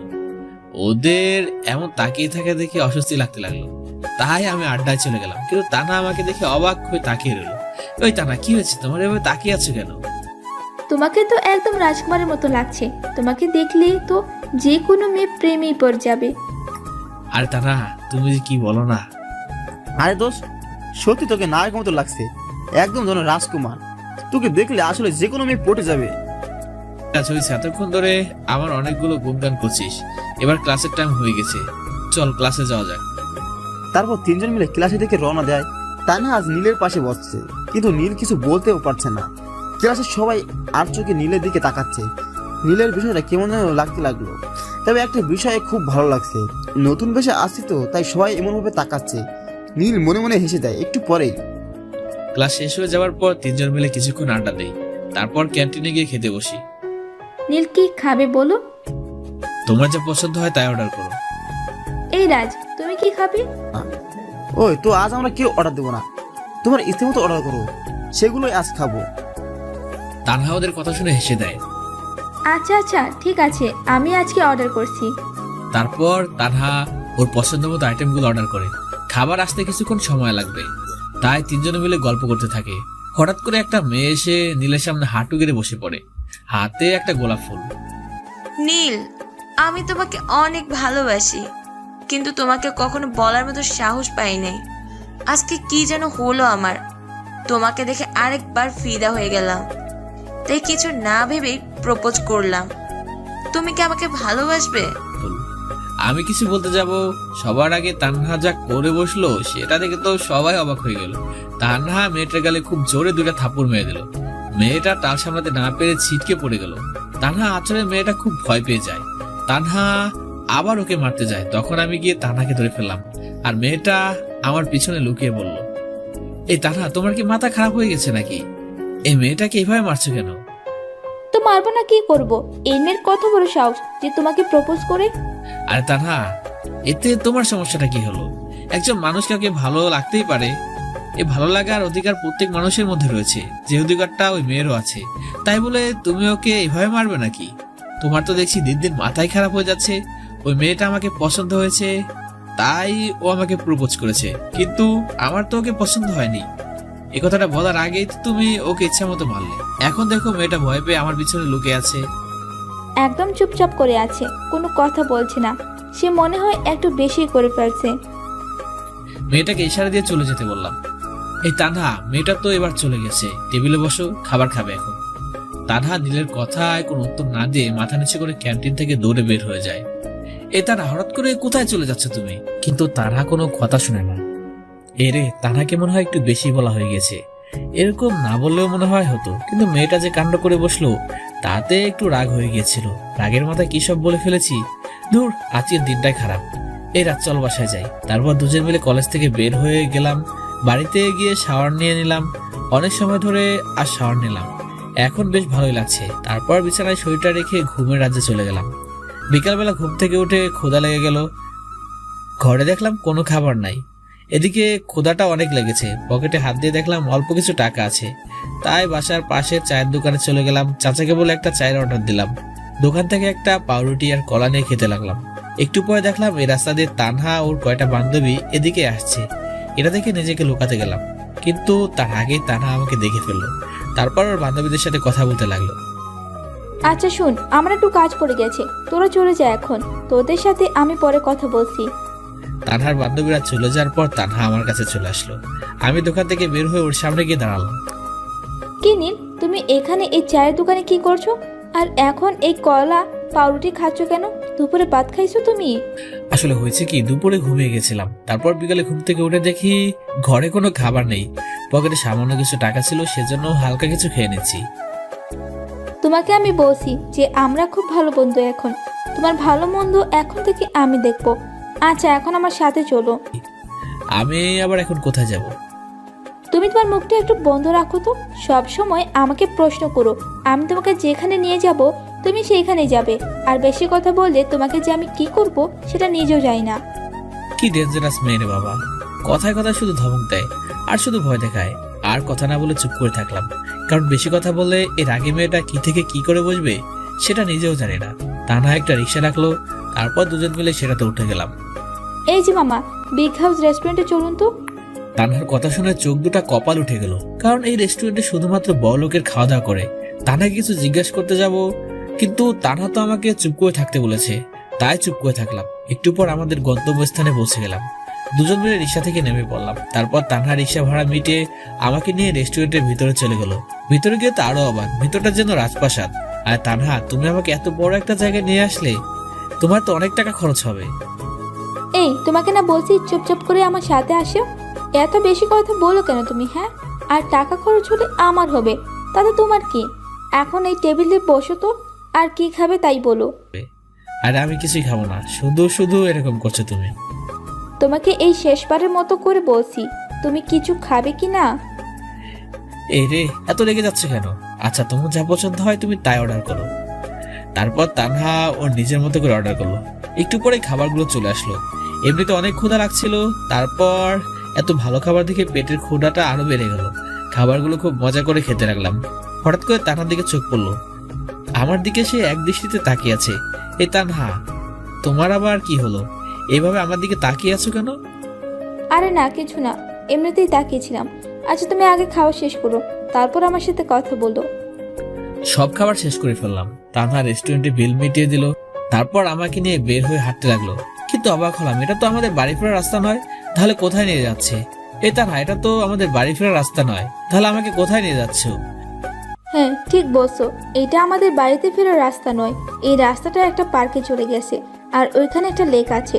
ছোটবেলা থেকে খুশির সময়গুলো ওইখানেই কাটিয়েছি, তাই আজকে তোমাকে সেখানে নিয়ে যাচ্ছি। এটা আমাদের বাড়িতে ফেরার রাস্তা নয়। এই রাস্তাটা একটা পার্কে চলে গেছে, আর ওইখানে একটা লেক আছে। ছোটবেলা থেকে খুশির সময়গুলো ওইখানেই কাটিয়েছি, তাই আজকে তোমাকে সেখানে নিয়ে যাচ্ছি। তাহার কথা শুনে আর না করতে পারলাম না, ওর সাথে রাস্তা দিয়ে হাঁটতে লাগলাম। একটু পর দুজন মিলে পার্কে পৌঁছে গেলাম। পরিবেশটা দেখে আমার মনটা খুশি হয়ে গেল, কারণ এটা খুব সুন্দর একটা জায়গা, আর এই লেকটার জন্য আরো সুন্দর দেখা যাচ্ছে। তানহা আমাকে নিয়ে একটা বেঞ্চে বসলো আর গল্প করতে থাকলো। আমরা অনেক ক্লোজ হয়ে বসে গল্প করতে থাকলাম।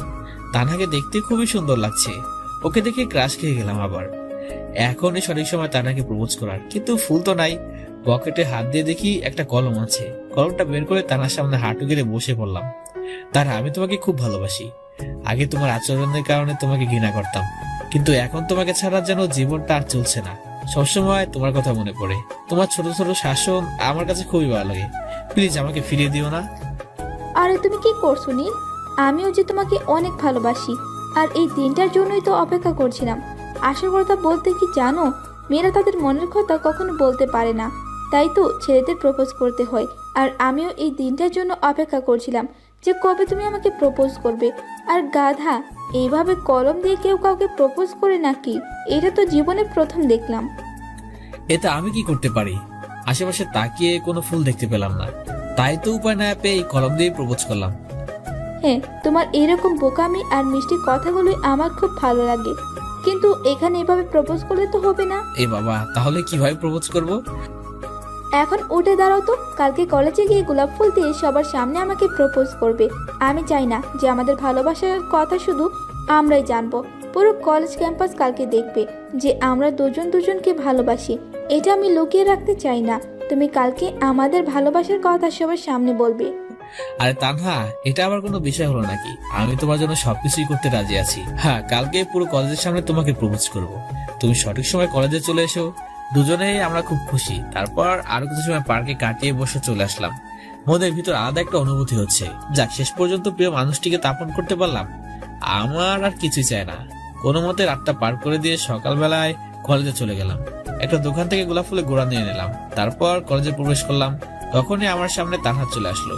আজকে তানহাকে দেখতে অনেক বেশি সুন্দর লাগছে। তারপর কলেজের সবাইকে উদ্দেশ্য করে বললাম, আপনারা কিছুক্ষণ দাঁড়িয়ে যান, সবাই নিজের জায়গায় দাঁড়িয়ে থাকুন, এখন একটা গুরুত্বপূর্ণ কথা বলতে যাচ্ছি আমি। তারপর তানহার সামনে হাঁটু গেড়ে বসে পড়ে, তানহা, আমি তোমাকে খুব ভালোবাসি। তোমার মনের কালি দিয়ে আমার ভালোবাসা শব্দটি লিখেছি। তোমার সমস্ত ইচ্ছা এখন আমাকে ঘিরে রয়েছে। তুমি এখন আমার স্বপ্নের রানী। তোমাকে ছাড়া আমি একটুও বাঁচতে পারবো না। I love you. আমি তোমাকে খুব ভালোবাসি, আর তোমার সাথে সারা জীবন কাটাতে চাই। কি বললি তুই? ছোট লোকের বাচ্চা, তুই আমাকে ভালোবাসিস, কিন্তু আমি তো তোকে ভালোবাসি না, আর কখনো বাসতে পারবো না। নিজের চেহারা কখনো আয়নাতে দেখেছিস যে তোকে কেমন লাগে? তোর মতো একটা ক্ষেতকে আমি ভালোবাসবো? তুই সেটা ভাবলি কি করে? তানহা আমার কথাগুলো শুনে মাটিতে বসে পড়ে। তানহার কথা শুনে মাথায় কাজ করা বন্ধ করে দিয়েছে। তানহা, তুমি কি বলছো? এসব কি তুমি এমনি এমনি বলছো, তাই না? এসব তো তোমার মনের কথা নাই। বলো না তানহা, তুমি এতক্ষণ যা বললে সবকিছু মিথ্যে বললে। নীল উঠে গিয়ে তানহার হাত ধরে ফেলে। তানহা, তুমি আমাকে ভালোবাসো, এটা বলো না। কি রে ছোট লোকের বাচ্চা, তোর সাহস হলো কিভাবে আমার গায়ে টাচ করার? বলে পায়ের জুতা খুলে নীলের গালে দুটো বসিয়ে দেয়। এই ছোট লোকের বাচ্চা, তোর সাহস হয় কি করে? তুই আমার গায়ে হাত তুলিস?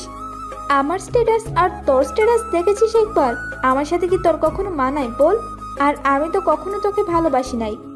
তোর কি মনে আছে যে তোর জন্য আমার বাবা আমাকে থাপ্পড় মেরেছিল?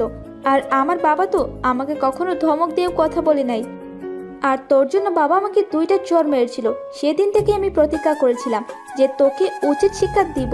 আর এইসব প্রেম তো সবকিছু একটা সাজানো নাটক ছিল। কি রে লিজা, তোরা এদিকে আয়। তানহার কথা মতো বান্ধবীরা এগিয়ে আসে। তানহা আবার বলতে লাগে, এই ছোট লোক শোন, আমার বান্ধবীদের সাথে যুক্তি করেছিলাম যে তোকে উচিত শিক্ষা দিব, না হলে কি লিজাদের সাথে আড্ডা না দিয়ে তোর সাথে দিতাম? এখন তো তোকে তোর প্রাপ্য দিয়ে দিছি। আমার অপমানের প্রতিশোধ নেওয়া হয়ে গেছে। তুই তোর জায়গা থাক এখন পরে। বলে তানহার বান্ধবীর সাথে চলে যায়। এসবের পর মাটি থেকে যেন উঠে দাঁড়ানোর শক্তি হারিয়ে ফেলেছি। চোখের পানি ঝর্ণার মতো বেরিয়ে পড়েছে। বুক ফেটে কান্না আসছে। এই কয়েকদিনে তানহাকে জীবনের থেকে বেশি ভালোবেসে ফেলেছি, কিন্তু তানহা যে তার সাথে এমনটা করবে এটা কখনো ভাবতে পারে নাই। চোখের পানিতে সামনের মাটি ভিজে গেছে। কলেজ সবাই নীলের দিকে তাকিয়ে হাসছে। তখনই রাজেশ নীলকে বসা থেকে উঠায়। তারপর চোখের পানি মুছে বলে, নীল রাজকে জড়িয়ে ধরে কাঁদতে শুরু করে দেয়। এই নীল, এখন একদম কাঁদবি না। আমার তো সেই প্রথম থেকে তানহার উপর সন্দেহ হয়েছিল যে হঠাৎ করে আমাদের সাথে বন্ধুত্ব করে বসলো, নিশ্চয় কোনো প্ল্যান করেই এসেছে। আরে তুই তো কলেজে মাত্র কয়েকদিন হলো এসেছিস, আর আমি এই কলেজের অনেক দিন ধরে আসছি। আমি তানহাকে খুব ভালো করে চিনি, কিন্তু তুই যখন এত অপমান করার পরেও ওকে মেনে নিলি, তখন আমি তোর খুশির জন্য আর কোনো কথাই বলি নাই। যাই হোক, এখন সবকিছু ভুলে যা, নতুন করে জীবনটা শুরু কর, আর সবাইকে দেখিয়ে দে তুই কি পারিস আর কি না পারিস। মনে বলে বলে, আরে আমি দেখিয়েই দিব যে আমি কি পারি আর কি না পারি। আমি যে কলেজে ভর্তি হয়েছি ওই জন্য। একজন ওয়ান ম্যান আর্মি কমান্ডো কি পারে সেটা তো কয়েকদিন পরেই বুঝে যাবি। তবে এটা সত্যি যে আমি তানহাকে খুব ভালোবেসে ফেলেছি। ওকে ছাড়া কেমন যেন একটা শূন্যতা বিরাজ করছে, কিন্তু ওই মিশনের জন্য ওকে ভুলে থাকতেই হবে। তারপর যখন আমার পরিচয় দিব তখন সবার চোখ কপালে উঠে যাবে। আচ্ছা রাজ, এখন ক্লাসে চল, সময় হয়ে গিয়েছে। তারপর দুজন মিলে ক্লাসে চলে গেলাম। অপরদিকে তানহা ওর বান্ধবীদের সাথে হাসাহাসিতে মেতে আছে। আরে লিজা, আজকে আমি অনেক খুশি, জানিস তো? ওই খ্যাটটাকে শিক্ষা দিতে পেরে আমার যে কতটা ভালো লাগছে সেটা তোরে বলে বোঝাতে পারবো না। ওর জন্য বাবা আমাকে থাপ্পড় মেরেছে, আর সেটার প্রতিশোধ তো খুব ভালো করে নিলাম। আচ্ছা চল, তোরা ক্লাসের সময় হয়ে গেছে। তারপর সবাই মিলে ক্লাসে চলে যায়।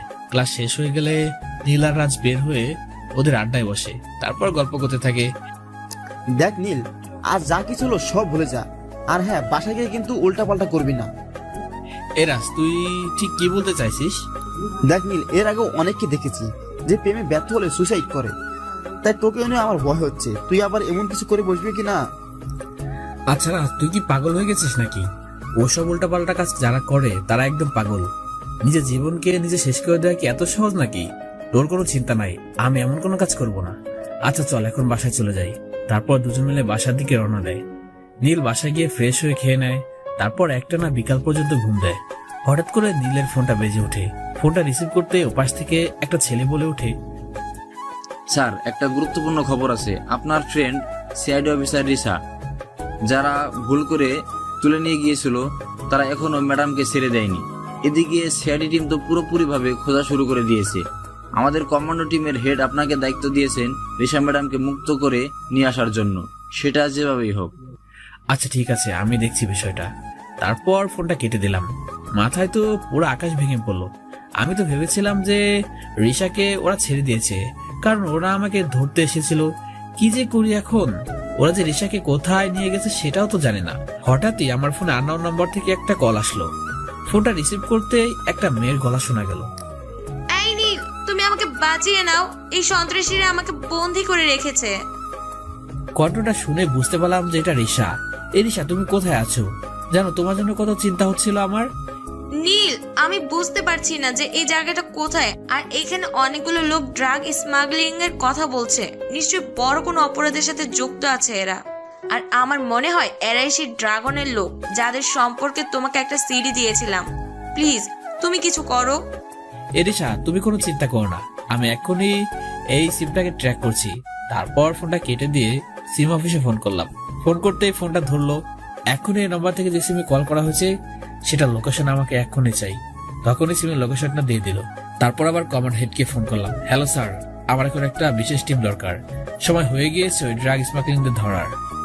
ওদের ঘাটির খোঁজ আমি পেয়ে গিয়েছি। স্যার, আমার মিশন কমপ্লিট হতে চলেছে। এখনই আপনি স্পেশাল একটা টিম পাঠান, ওদের চেলাপেলা ধরতে হবে। ওকে, ঠিক আছে, তুমি রেডি হও মাহফুজ, আমি তোমার জন্য একটা টিম পাঠিয়ে দিচ্ছি। ফোনটা কেটে দিয়ে তৈরি হয়ে নিলাম। একটু পরেই কয়েকজন আমার ঘরে ঢুকে গেল। হ্যাঁ, এরা আমার টিম। এখন এদের সাথে কাজ করতে হবে। তারপর ওদের সবাইকে নিয়ে রিসার লোকেশনে রওনা দিলাম। লোকেশন অনুযায়ী একটা জঙ্গলের মধ্যে ঢুকে গিয়েছি। সবাইকে নিয়ে সেখানে চলে গেলাম। একটা পুরাতন বাড়ি দেখতে পেলাম, লোকেশনটাও ওখানে দেখাচ্ছে। তারপর বাড়িটার কাছে চলে গেলাম। একটা ভাঙা জানালা দিয়ে দেখলাম 10 থেকে 12 জনের মতো বসে আছে। তারপর টিমমেটদের বললাম, শোনো সবাই, এক এক করে চারদিক ঘিরে ফেলো সবাই। তারপর যখনই সময় হবে আমি সিগন্যাল দেব, আর তখনই তোমরা অ্যাটাক করে ফেলবে। বলা মাত্রই সবাই ভাগ হয়ে গেল। তারপর সবাই একটা পজিশন নিয়ে অ্যাটাক করলাম। তখন ক্রিমিনালগুলো আমাদের মারার জন্য এগিয়ে আসলো। টিম মেম্বারদেরকে ইশারা দিলাম মার্শাল আর্ট শুরু করে দিতে। মার্শাল আর্টের মার খেয়ে ক্রিমিনালগুলো বেশিক্ষণ টিকে থাকতে পারলো না। সবাই ব্যথায় গড়াগড়ি করতে লাগলো। তখন ওদের দলের নেতাকে ধরলাম। স্যার, আমাকে মাফ করে দিন, আমার অনেক বড় ভুল হয়ে গেছে, আর কখনো এমন হবে না। এই শুয়ারের বাচ্চা, আগে বল সিআইডি অফিসার রিশাকে কোথায় রেখেছিস? স্যার ওই ম্যাডাম উপরে আছে স্যার। আচ্ছা চল এখন উপরে, বলে নেতাটাকে ধরে নিয়ে উপরে চলে গেলাম। উপরে গিয়ে দেখি রিশা মাটিতে পড়ে আছে, হাত পা দড়ি দিয়ে বেঁধে রাখা হয়েছে। তাড়াতাড়ি গিয়ে বাঁধনগুলো খুলে দিলাম। এই রিশা, তুমি ঠিক আছো তো? আমি একদম ঠিক আছি। আর এই লোকগুলো ড্রাগ স্মাগলিং এর চেষ্টা করে যাচ্ছে। নেতাটার কলার ধরে উঁচু করে ফেললাম। এই ড্রাগনের চামচা, ড্রাগন কোথায় বল? স্যার আমি জানি না যে ড্রাগন কোথায়, ওকে আমরা কখনো দেখি নাই স্যার। আমরা শুধু ওর সাথে ফোনে কথা বলি, তাছাড়া ওর সাথে কোনোভাবেই যোগাযোগ করতে পারি না। ওর যখন প্রয়োজন হয় তখনই শুধু আমাদেরকে ফোন করে বলে দেয়। তবে হ্যাঁ স্যার, সামনে এই শহরে যে কলেজটা আছে ওইখান থেকে ড্রাগগুলো পাচার হবে এটা আমি জানি, কিন্তু ওর সাথে আর কার কার হাত আছে সেটা আমি জানি না। ওকে ঠিক আছে, সেগুলো তো বের করেই নেব, তবে তার আগে তোদের একটা ব্যবস্থা তো করতেই হবে। এখন চল আমার সাথে। আরিশা, তুমি তো ফোন করে আমার ঘুম হারাম করে দিয়েছিলে। আমি তো জানতাম যে এরা তোমাকে ছেড়ে দিয়েছে, কিন্তু যখন ফোন করে বললে তোমাকে ওরা এখন আটকে রেখেছে, তখন তো আমার মাথায় কিছুই ঢুকছিল না। তবে এখন তুমি পুরোপুরি সেফ আছো, আর আমিও তোমাকে রক্ষা করে বন্ধুত্বটা বজায় রাখতে পারলাম। তোমার সিআইডি টিমকে জবাবদিহি করতে হবে না। বড় একটা ঝামেলা থেকে বেঁচে গেলাম। আচ্ছা এবার চলো তোমাকে সেফলি সিআইডি টিমের হাতে দিয়ে আসি। তারপর ক্রিমিনালগুলোকে নিয়ে পুলিশের হাতে তুলে দিলাম, রিশাকে নিয়ে ওর টিমের হাতে তুলে দিলাম। সবাই তো আমাকে দেখে অবাক, সবাই আমার আসল পরিচয় জানতে চাইলো। তখন আমি তাদেরকে আমার কমান্ডার পরিচয় দিয়ে মিশন সম্পর্কে জানালাম। তখন তার আশ্বস্ত হলো। তারপর সবার কাছ থেকে বিদায় নিয়ে বাসায় চলে আসলাম। বাসায় একা একা থাকায় তানহার ব্যবহারগুলো মনে পড়ে গেল। মনটা আবার অনেক খারাপ হয়ে গেল। যতই আমাকে অপমান করুক, জীবনের প্রথম তো তানহাকে ভালোবেসেছিলাম, এখন একা থাকলে মনটা আরো খারাপ হয়ে যাবে। তাই রাজকে ফোন করে দিলাম, হ্যালো রাজ, পার্কের সামনে নদী আছে না, ওইটার কাছে চলে আয়, মনটা খুব খারাপ লাগছে। ফোনটা কেটে দিয়ে নদীর পাড়ে চলে গেলাম। একটু পরে রাজ এসে নীলের পাশে বসলো। দেখে নীল মন মরা হয়ে বসে আছে। কি রে নীল, এভাবে মন খারাপ করে বসে আছিস কেন? তোর কি হয়েছে বলতো? তুই তানহা অপমান করার পর থেকে তুই এভাবে আসিস। তুই ওকে ভুলে যা, না হলে আর কতদিন এভাবে নিজের মন কষ্ট দিবি? আরে ভাই, আমি নিজের মনকে কোনো কষ্ট দিব না। আমি তো তানহাকে ভুলে থাকার চেষ্টা করতেছি, কিন্তু কিছুতে ওর সাথে কাটানো সময়গুলো ভুলতেই পারছি না। আমি ওকে আমার নিজের থেকে বেশি ভালোবেসে ফেলেছি, কিন্তু তানহা আমার সাথে যে ভালোবাসার নাটকটা করেছে সেটা আমি বুঝতে পারি না রে রাজ। আমি ওর চালাকি ধরতে পারি নাই। তারা যে প্রতিশোধের জন্য আমার সাথে এরকম নাটক করবে এটা আমি স্বপ্নেও ভাবি নাই। এখন তুই তানহার কথা বাদ দে তো, ওর কথা শুনলে আমার এখন রাগ হচ্ছে। আরে ভাই, মানুষ একটু অহংকারী হতেই পারে যদি তার বাবার টাকা চাই, কিন্তু একজনের মন নিয়ে একটা মানুষ কিভাবে খেলতে পারে? আচ্ছা এখন মন খারাপ করিস না, আমি তোর পাশে সবসময় আছি। এখন বাসায় চল, সন্ধ্যা লেগে গেছে। ও হ্যাঁ, তাই তো, কখন সন্ধ্যা লেগে গেছে খেয়াল করি নাই। আচ্ছা চল বাসায় ফিরে যাক। তারপর দুজন মিলে উঠে হাঁটতে শুরু করলাম। রাজকে বিদায় দিয়ে বাসায় চলে গেলাম। তারপর রাতের পড়াটা শেষ করে ঘুমিয়ে পড়লাম। পরদিন সকালবেলা উঠে কলেজে চলে গেলাম। গেট দিয়ে ঢুকতে দেখি তানহার বান্ধবীদের সাথে বসে আড্ডা দিচ্ছে। আমি মাথা নিচে করে চলে আসলাম। এদিকে নীলকে দেখি হাসাহাসিতে মেতে আছে, সাথে তানহার বান্ধবীরাও হেসে দেয়। দেখ লিজা, তোরা দেখ খ্যাটটা কেমন করে যাচ্ছে। ও ভেবেছিল যে আমি ওকে সত্যি ভালোবেসেছিলাম, কিন্তু বেচারা আমার প্রেমের ফাঁদে পা দিয়েই ভুল করছে। এখন তো অতি ধোঁকে দেওয়ানো হয়ে গেছে। ওর জন্য বাবা আমাকে থাপ্পড় মেরেছিল। তোরা জানিস, সেদিন আমার খুব কষ্ট লেগেছিল, যেখানে আমার বাবা আমার সাথে কখনো জোরে কথা বলি না। আমাকে খুব ভালোবাসে আমার বাবা, আমার কোনো চাপাও বাদ রাখে না। কিন্তু ছোট লোকটার জন্য সেদিন কি হয়েছিল, আমাকে থাপ্পড় মেরে কতগুলো কথা শুনিয়ে দিল। তখন মনে হচ্ছিল কষ্টে কলিজা ফেটে যাচ্ছে। এখন তো খুব সুখে আছি আমি, ছোট লোকটাকে দেখছি আর মজা নিতে পারছি। তানহা, আমার মনে হয় তুই অনেক বড় ভুল করেছিস। আমার নীলের উপর কেমন যেন সন্দেহ হয়। ওকে তুই এই এলাকাতে আগে কখনো দেখি নাই। কই থেকে এসে আমাদের কলেজে অ্যাডমিশন নিছে। আর সবচেয়ে বড় কথা হলো, নীল আর রাজ খুব ভালো বন্ধু হয়ে গেছে। নীল সব মেয়েদেরকে খুব সম্মান করে রে তানহা। ওর মতো ভালো ছেলে আমি আর দেখি নাই। তুই ওকে এভাবে ঠকিয়ে ভালো একটা কাজ করিস নাই, পরে পস্তাতে হবে তোর। এখন তো নীল খুব কষ্ট পাচ্ছে, কিন্তু পরে তুই ওর প্রেমে আবার কষ্ট পাস না, কারণ নীল তোকে আর কখনো গ্রহণ করবে না। লিজা, তুই আমাকে হাসালি, এখন তো দেখি তুই ওর গুণগান শুরু করে দিয়েছিস। তবে এটা ঠিক যে রাজের সাথে ভালো বন্ধুত্ব হয়ে গেছে, আর রাজের স্ট্যাটাসের সাথে একমাত্র ওই ছোট লোকটারই মিলে যায়। এটা নিয়ে আমি কোনো চিন্তা করি না। আর তুই ওই যে বললি না যে খ্যাটটা খুব কষ্ট পাচ্ছে। আরে ওকে কষ্ট দেওয়ার জন্যই তো এতদিন নাটকটা আমাকে চালিয়ে যেতে হয়েছে। আর আমি বাবা থেকে যে কষ্ট পেয়েছি সেটা ওই খ্যাতের কষ্টর তার তুলনায় কিছুই না। ওকে যে এত ভালো বলছিস তুই কি জানিস যে এসব ছেলেরা মেয়েদেরকে দেখিয়ে দেখিয়ে সম্মান দেয় যাতে মেয়েরা ওদের প্রেমে পড়ে যায়।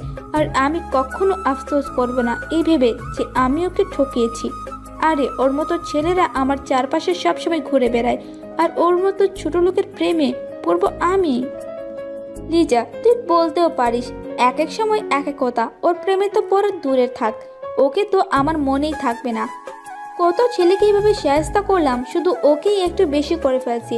তবে আমার কোনো সমস্যা হচ্ছে না বা খারাপ লাগছে না যে আমি কষ্ট দিয়েছি। আচ্ছা, এখন ক্লাসের সময় হয়ে গিয়েছে, চল ক্লাসে যাই। তারপর তানহা ওর বান্ধবীরা মিলে ক্লাসে চলে যায়, কিন্তু গিয়ে দেখে ক্লাসে এখনো স্যার আসে নাই। রাজা নীল একা বসে আছে। আরে তানহা, দেখ নীল আর রাজা ক্লাসে একা বসে আছে। ক্লাসে তো কাউকে দেখি না। বুঝলি রে লিজা, এইটাই হলো কাটা গায়ে নুনের ছিটা দেওয়ার সময়। এখন ছোট লোকটার সাথে ভালো করে মজা নেওয়া যাবে। চল ওকে কিছু কথা শুনে আসি। রাজের সাথে গল্প করছি, হঠাৎ করে দেখি তানহা আর ওর বান্ধবীরা আসছে। তখন মাথা নিচু করে রাখলাম। আমি জানি তানহা এসে এখন আমাকে রাগানোর জন্য কিছু কথা বলবে। এই রাজ, তানহা আসছে দেখ, ওর সাথে কোনো প্রকার কথা বলবি না, শুধু চুপ করে থাকবি, দরকার হলে ওর সাথে আমি কথা বলবো। হাসতে হাসতে নীলের কাছে চলে আসলাম। কি রে ছোট লোক, এখানে বসে কি গল্প করছিস রে? ওহ বুঝেছি, ছেকাকে এসে দুঃখগুলো এই বান্দরটার সাথে শেয়ার করছিস না রে। কিন্তু কি জানিস, তোর জন্য আমার কোনো রকম মায়া কাজ করছে না। শুধুমাত্র তোর জন্য বাবা আমাকে থাপ্পড় মেরেছিল, সাথে অনেকগুলো কথাও শুনিয়েছিল। যাই হোক, সেটা বাদ দিলাম। এতদিন ধরে তো আমার টাকা দিয়ে অমত ফুর্তি করছিস। যাক, একদিক দিয়ে ভালোই হয়েছে, নিজের বাবার টাকায় তো জীবনে খেতে পারবি না, আমার টাকায় খেয়ে নিয়েছিস। তো এখন কি রাজের টাকা খাওয়ার চিন্তা করছিস নাকি? রাগের ঠেলায় ওর চোখ দুইটা একদম লাল হয়ে গিয়েছে। আমি ইশারা করে ওকে ঠান্ডা থাকতে বললাম। আচ্ছা তানহা, আপনার কি সারাদিন আর কোনো কাজ নেই, নাকি একটাই কাজ যে আমাকে বিভিন্ন কথা বলে রাগানো? কিন্তু একটা কথা শুনে রাখুন, আপনি যদি মনে করে থাকেন যে আমি আপনার কাছ থেকে ধোঁকা খাওয়ার পর একেবারে এলোমেলো হয়ে গিয়েছি, তাহলে আপনি খুব ভুল ভেবে বসে আছেন। কারণ আমি এখন কোনো প্রকার ডিপ্রেশনে নাই, আমি সম্পূর্ণ খুশি আছি। আর হ্যাঁ, আপনার প্রতি আমার কোনো ইন্টারেস্ট নাই। যা ছিল সেগুলো ঘৃণার সাগরে ভেসে গিয়েছে। কারণ আপনি একজনের মন ভেঙে দিয়েছেন। কারোর ক্ষতি করলে তো মাপ চাইলে পরিবর্তন করে মানিয়ে নেওয়া যায়, কিন্তু কারোর মন ভাঙলে সেটা সহজে জোড়া লাগানো যায় না। আপনি তো একজন প্রতারক যে মানুষের মন নিয়ে খেলা করে। আপনি এখন এখান থেকে আসতে পারেন। আমি আপনার কোনো কথা এখন শুনতে চাচ্ছি না। আমার কথাগুলো শেষ হতেই ক্লাসে স্যার চলে আসলো। রাগীর দৃষ্টিতে, তুই আমাকে অনেক জ্ঞান দিয়েছিস এত সময় ধরে, এখন ক্লাসে স্যার চলে আসছে, নয়তো আমিও তোকে কিছু জ্ঞান দান করতাম রে ছোট লোক।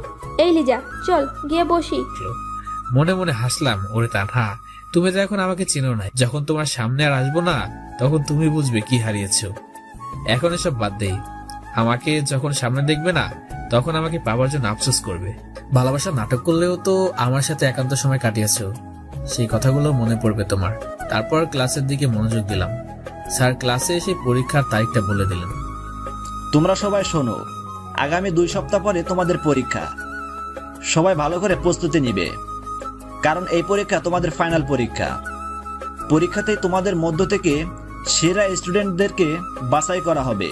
আর সামনের সপ্তাহে কলেজের বড় একটা অনুষ্ঠানের আয়োজন করা হয়েছে, আর এতে আমাদের তানহার বাবাকে প্রধান অতিথি করে নিয়ে আসছি। তোমরা সবাই প্রস্তুতি নিয়ে নাও। এই অনুষ্ঠানটা সকাল 10টা থেকে শুরু হবে আর রাত 10টায় শেষ হবে। তারপর স্যার কিছু গুরুত্বপূর্ণ নোট দিয়ে চলে গেলেন। ক্লাস থেকে বের হয়ে রাজের সাথে আড্ডায় বসে আছি, তখনই তানহা আমাদের সামনে আসলো। কি রে রাজ, তোর না একটা বোন আছে, তো ওই খ্যাটার সাথে কি বিয়ে দেওয়ার চিন্তা করছিস নাকি? বাহ, বলতে হবে ভালো চয়েস আছে তোর। তা না, তুমি কিন্তু এবার তোমার সীমা অতিক্রম করে ফেলছো। মুখ সামনে কথা বলো। না হলে কি করবি তুই? এবার আর চুপ করে থাকতে পারলাম না। ওই তানহা, আপনার কি মাথায় তার ছিঁড়ে গেছে নাকি? বেহুদা আমার সাথে গায়ে পড়ে ঝগড়া করছেন। আপনার কি লজ্জা বলতে কিছু নেই, নাকি সব লজ্জা সরব পানি দিয়ে গুলিয়ে খেয়েছেন? আপনি এখান থেকে জানতো। এই রাজ, তুই চলে আয় তো এখান থেকে। যত সব পাগলের আড্ডাখানা এখানে।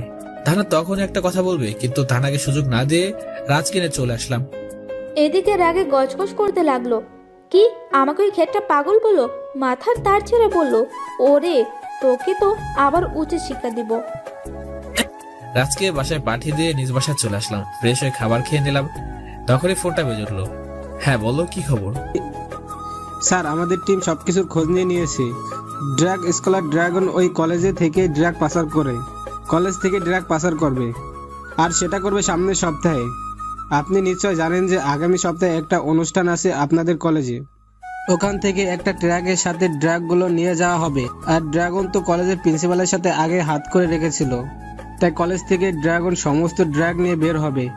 আর ড্রাগন তার রূপটা পাল্টে নেবে যাতে ওকে কেউ চিনতে না পারে। ড্রাগনের ছবি আমরা পেয়ে গেছি, আপনাকে মেসেজ করে দিচ্ছি। আপনি ড্রাগনকে ধরতে পারবেন স্যার, এটা আমাদের বিশ্বাস। আর সাথে হাতে নাতে ওই কলেজের প্রিন্সিপালকেও ধরবেন। আমরা ঠিক সময়ে আমাদের টিম নিয়ে কলেজে পৌঁছে যাব। তারপর ফোনটা কেটে দিল। ছেলেটার সাথে কথা বললে তো মনটা খুশিতে নেচে উঠলো। আরেকটা মিশনও আমার জয় করার কাছাকাছি। আমি হলাম ইউজিসি বা Bangladesh underground commando head of the department. এই ড্রাগনকে অনেকদিন ধরে পুলিশ ধরার চেষ্টা করছিল, কিন্তু সল হয় নাই। আমাকে দায়িত্ব দেওয়া হয়। আগেই খবর ছিল যে এই কলেজে কিছু একটা করবে ড্রাগন, তাই তো এই কলেজে অ্যাডমিশন নিয়েছিলাম। আগামী সপ্তাহে পুরো কলেজে আমার আসল পরিচয় জানবে, আর তানহা আমার আসল পরিচয় জেনে নিশ্চয়ই আবার আমার কাছে আসতে চাইবে। কিন্তু সেটা তো আমি হতে দেব না, কারণ তানহা ভালোবাসার মর্ম বুঝে না, শুধু বুঝে কার কত টাকা। এখন শুধু অপেক্ষা আগামী সপ্তাহ কলেজের অনুষ্ঠানটির। তারপর রাতে খেয়ে দিয়ে ঘুমিয়ে পড়লাম। পরদিন সকালে উঠে কলেজে চলে গেলাম। বেশ ভালোই লাগছে, কারণ একজন কমান্ডোর জীবনে একটা মিশনের সফলতা অনেক বড় উপহার বয়ে আনে, যা আমার জীবনে প্রায় অনেকবার এসেছে। কিন্তু বিশেষ করে এই মিশনের সফলতা, এসব চিন্তা করতে করতে কলেজের সামনে প্রবেশ করলাম। কি রেখে, তোর তো দেখছি লজ্জা বলতে কিছুই নাই। তোকে এত অপমান করি, তারপরেও তুই বেহায়ের মতো কলেজে আসিস। নির্লজ্জ না হলে কি কেউ এমন করে নাকি? আচ্ছা তানহা, আপনি কি চান বলুন তো? আপনিও তো আরেকটা বেহায়া। দেখছেন যে আমি আপনার সাথে কথা বলতে চাই না, তারপরেও সে নির্লজ্জের মধ্যে বারবার গায়ে পড়ে কথা বলতে আসেন। আর হ্যাঁ, আমার সাথে আপনি কথা বলেন কি জন্য? আপনার স্ট্যাটাস আর আমার স্ট্যাটাস তো এক না। আপনি কত বড় ঘরের সন্তান, আমি তো গাইয়া খ্যাত। আফসোস, খ্যাত আমাকে কেউ বলে না, আপনি আমাকে খ্যাত বললেন। আপনার রুচিবোধ আছে বলতে হবে। আর হ্যাঁ, একটা ভালো খবর আছে আপনার জন্য। আমি পরের সপ্তাহে কলেজ থেকে চলে যাচ্ছি। এই অনুষ্ঠানটার পরে আপনাকে আর এই খ্যাতটার মুখ দেখতে হবে না। আরে এটা তো আমার জন্য খুশির খবর, কারণ তোর মতো খ্যাত আমাদের কলেজে দরকার নেই। কেন যে তোকে এই কলেজে অ্যাডমিশন দিল সেটাই আমি বুঝলাম না। তুই তো আমাদের কলেজের মান সম্মান ডুবিয়ে ছাড়বি রে। দিন দিন তোর মতো খ্যাতগুলো এসে আমাদের কলেজটা ডুবিয়ে দিচ্ছে। তার কথা শুনে মুচকে আসলাম। মেয়েটা আসলেই পাগল। মেয়েটা অনেক অহংকারী বটে, তবে মনটা অনেক ভালো। কাউকে একবার ভালোবেসে ফেললে সে মানুষটার জন্য সবকিছু করতে পারবে। তারপর কোনো কথা না বলে সেখান থেকে চলে আসলাম। তখন রাজ কলেজে আসলো, ওর সাথে বসে কিছুক্ষণ আড্ডা দিলাম। আচ্ছা রাজ, আমি একটা সিদ্ধান্ত নিয়েছি। তুই আমার হঠাৎ করে কি সিদ্ধান্ত নিলি ভাই? শোন রাজ, আমাকে তো তানহা দেখতে পায় না, আর সামনে আমাদের পরীক্ষা, তাই একটু প্রস্তুতি নিতে হবে। আর আমি কলেজে আসলে থানা প্রতিদিন আমাকে অপমান করে, তাই আমি আগামী এক সপ্তাহ কলেজে আসবো না। একেবারে অনুষ্ঠানের দিন আসবো, তারপর মাঝে মাঝে একদিন আসতে পারি। তুই যা ভালো মনে করিস নীল, তোর সিদ্ধান্ত তোর, এটাতে আমার বলার কিছু নাই। আমি জানি তার না তোকে অনেক অপমান করে, আমার সামনে তো তোকে অপমান করে। তখন তো মনে হয় থাপ্পড় দেও দাঁত সবকটা ফেলে দেই। আরে ভাই, টাকা আছে বলে কি এরকম গরম দিবে নাকি? আরে বাদ দে তো ওই তানহার কথা। আমার মাথা খারাপ ছিল, তানহার মায়াজালে ফেসে গিয়েছিলাম। আমি তো বুঝতে পারি না যে তানহা আমার সাথে প্রতারণা করছে। যাই হোক, তাহলে আগামী সপ্তাহে দেখা হচ্ছে। আর এর মাঝে যদি কলেজে আসি তাহলে তোকে জানিয়ে দেব। এখন চল ক্যান্টিন থেকে কিছু খেয়ে বাসায় চলে যাই। তারপর দুজন মিলে ক্যান্টিন থেকে খেয়ে নেয়। নীল রাজকে বিদায় দিয়ে বাসায় চলে যায়। তারপর ফ্রেশ হয়ে ব্যায়াম করতে শুরু করে। একটা না বিকাল পর্যন্ত ব্যায়াম করে। ব্যায়াম করা শেষ হতেই মোবাইলটা বেজে উঠলো। নীল কল রিসিভ করে। হ্যাঁ আম্মু, কেমন আছো তোমরা? হ্যাঁ রে বাবা, আমরা সবাই অনেক ভালো আছি। তো তুই সারাদিন তো বিজি থাকিস, তাই ফোন দেই না। বেশ কয়েকদিন পর আজকে তোর কথা খুব মনে পড়লো, তাই ফোন দিলাম। আরে আম্মু, খুব ভালো করেছো ফোন দিয়ে, নাহলে আমি তোমাকে ফোন করতাম। তুমি কোনো চিন্তা করো না, আমার কাজ প্রায় শেষ হয়ে গিয়েছে। আগামী সপ্তাহে আমি বাসায় চলে আসতে পারবো। আর আমার মিশনটা প্রায় শেষের দিকে। হ্যাঁ, সেটা আমরাও জানি, ওই জন্যই তো তোকে বিরক্ত করি না। তোর বোন তো মুখ ফুলিয়ে বসে থাকে, তুই আসলে বলে তোকে খুব মারবে, কারণ এতদিন তো ওকে ছাড়া কোথাও যাস না, তা রেগে বসে আছে। এই রে, পেতনিটা সত্যি তাহলে রাগ করে আছে। আম্মু, আমি ওর সাথে কথা বলবো না। তুমি ওকে বলে দিও আমি আগামী সপ্তাহে বাসায় চলে যাব। এখন তাহলে রাখি, একবারে বাসায় গিয়ে কথা বলবো। তারপর ফোনটা রেখে দিলাম। এভাবে দিনটা ভালো মতোই কেটে গেল। পরদিন সকালবেলা কলেজে গিয়ে দেখি নীল আসে নাই। রাজ শুধু একা একাই বসে আছে। কি রে, নীল তো এত দেরি করে কলেজে আসতো না, তাহলে আজকে ওর হলোটা কি? কি রে রাজ, তোর ছোট লোক বন্ধুটা আজকে আসে নাই? তানহার কথা শুনে সামনের দিকে তাকাই। তান্নাকে দেখে অস্বস্তি লাগছে, কারণ তানহার আজকে দেখতে পায় না। আচ্ছা তা না, তোমার কি আর কোনো কাজ নাই বলো তো? এই শুধু নীলের পিছনে পড়ে আছো কেন? আর তুমি তো ওকে ছোট লোক বলো, তো আজকে আবার ওর খোঁজ করছো কেন? সূর্য আজকে আবার কোন দিকে উঠলো? না, সূর্য তো পূর্ব দিকে উঠেছে, তাহলে কেসটা কি? দেখ রাজ, আমি কিন্তু এইসব আজাইরা প্যাচাল শোনার জন্য আসি নাই। তোর কাছে শুধু জানতে চেয়েছি যে নীল আসে নাই কেন। আরে নীল আসে নাই কেন সেটা বলতে তো তোমার কাছে আমি বাধ্য নই। যাও গিয়ে ওর কথাই শুনে আসো যে আজকে কেন কলেজে আসে নাই। তোমার উপর কিন্তু আমার সন্দেহ হচ্ছে, তুমি কি আবার নীলকে সত্যি ভালোবেসে ফেললেন নাকি? কিন্তু সেটাতে আর লাভ নাই, কারণ নীল তোমাকে আর গ্রহণ করবে না। ওই ছোট লোক, রাখ তোর নীল।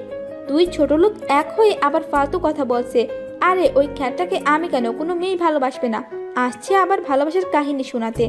আরে ওকে তো প্রত্যেক দিন ধুলাই করি, তো আজকে দেখলাম না, তাই জিজ্ঞেস করতে আসলাম। তুই থাক এখানে, ছোট লোক কথাকার। বলে তানা সেখান থেকে চলে গেল। তা নয় কাহিনী দেখে হেসে দিল। আসলে মাথা তার সবকটাই সেরা আছে, মনটা অনেক ভালো, বিপরীতে দেমাগটা একটু বেশি। রাজের সাথে কথা বলে মুডটাই খারাপ হয়ে গেল। বলে কিনা আমি ছোট লোকটাকে ভালোবেসে ফেলেছি। আরে ওটাকে কোনো মেয়ে পাত্তা দিবে না। তারপর ওর বান্ধবীদের সাথে আড্ডা দিতে থাকে। এভাবেই দিন কেটে যায়। পরদিন তানহা কলেজে আসে, বাট আজকেও নীলকে দেখতে পায় না। তানহার মনে একটু খারাপ লাগা কাজ করতে শুরু করলো। কি রে, খ্যাটটা কোথায় উদা হয়ে গেল? কোনো সমস্যা হয় নাই তো আবার? ধুর, আমি আবার ওকে নিয়ে কেন ভাবছি? আমার মাথাটা মনে হয় খারাপ হয়ে গেছে। ওই ছোট লোকটাকে নিয়ে এত ভাবতেছি কেন আমি? ওকে তো আমি ভালোবাসি না, তবু কেন বারবার ওর কথা মনে পড়ে যাচ্ছে। আবার কলেজের চারপাশে একবার চোখ ঘুরে দেখি, না, কোথাও তো নীল নাই। তানহা এমন ভাবে চারদিকে তাকাচ্ছে, তখনই লিজা এসে হাজির। কি রে তানহা, কাকে এত খুঁজছিস আর এত কি ভাবছিস? কখনো তো তোকে এমন করতে দেখি নাই। লিজের কথায় আটকে উঠি।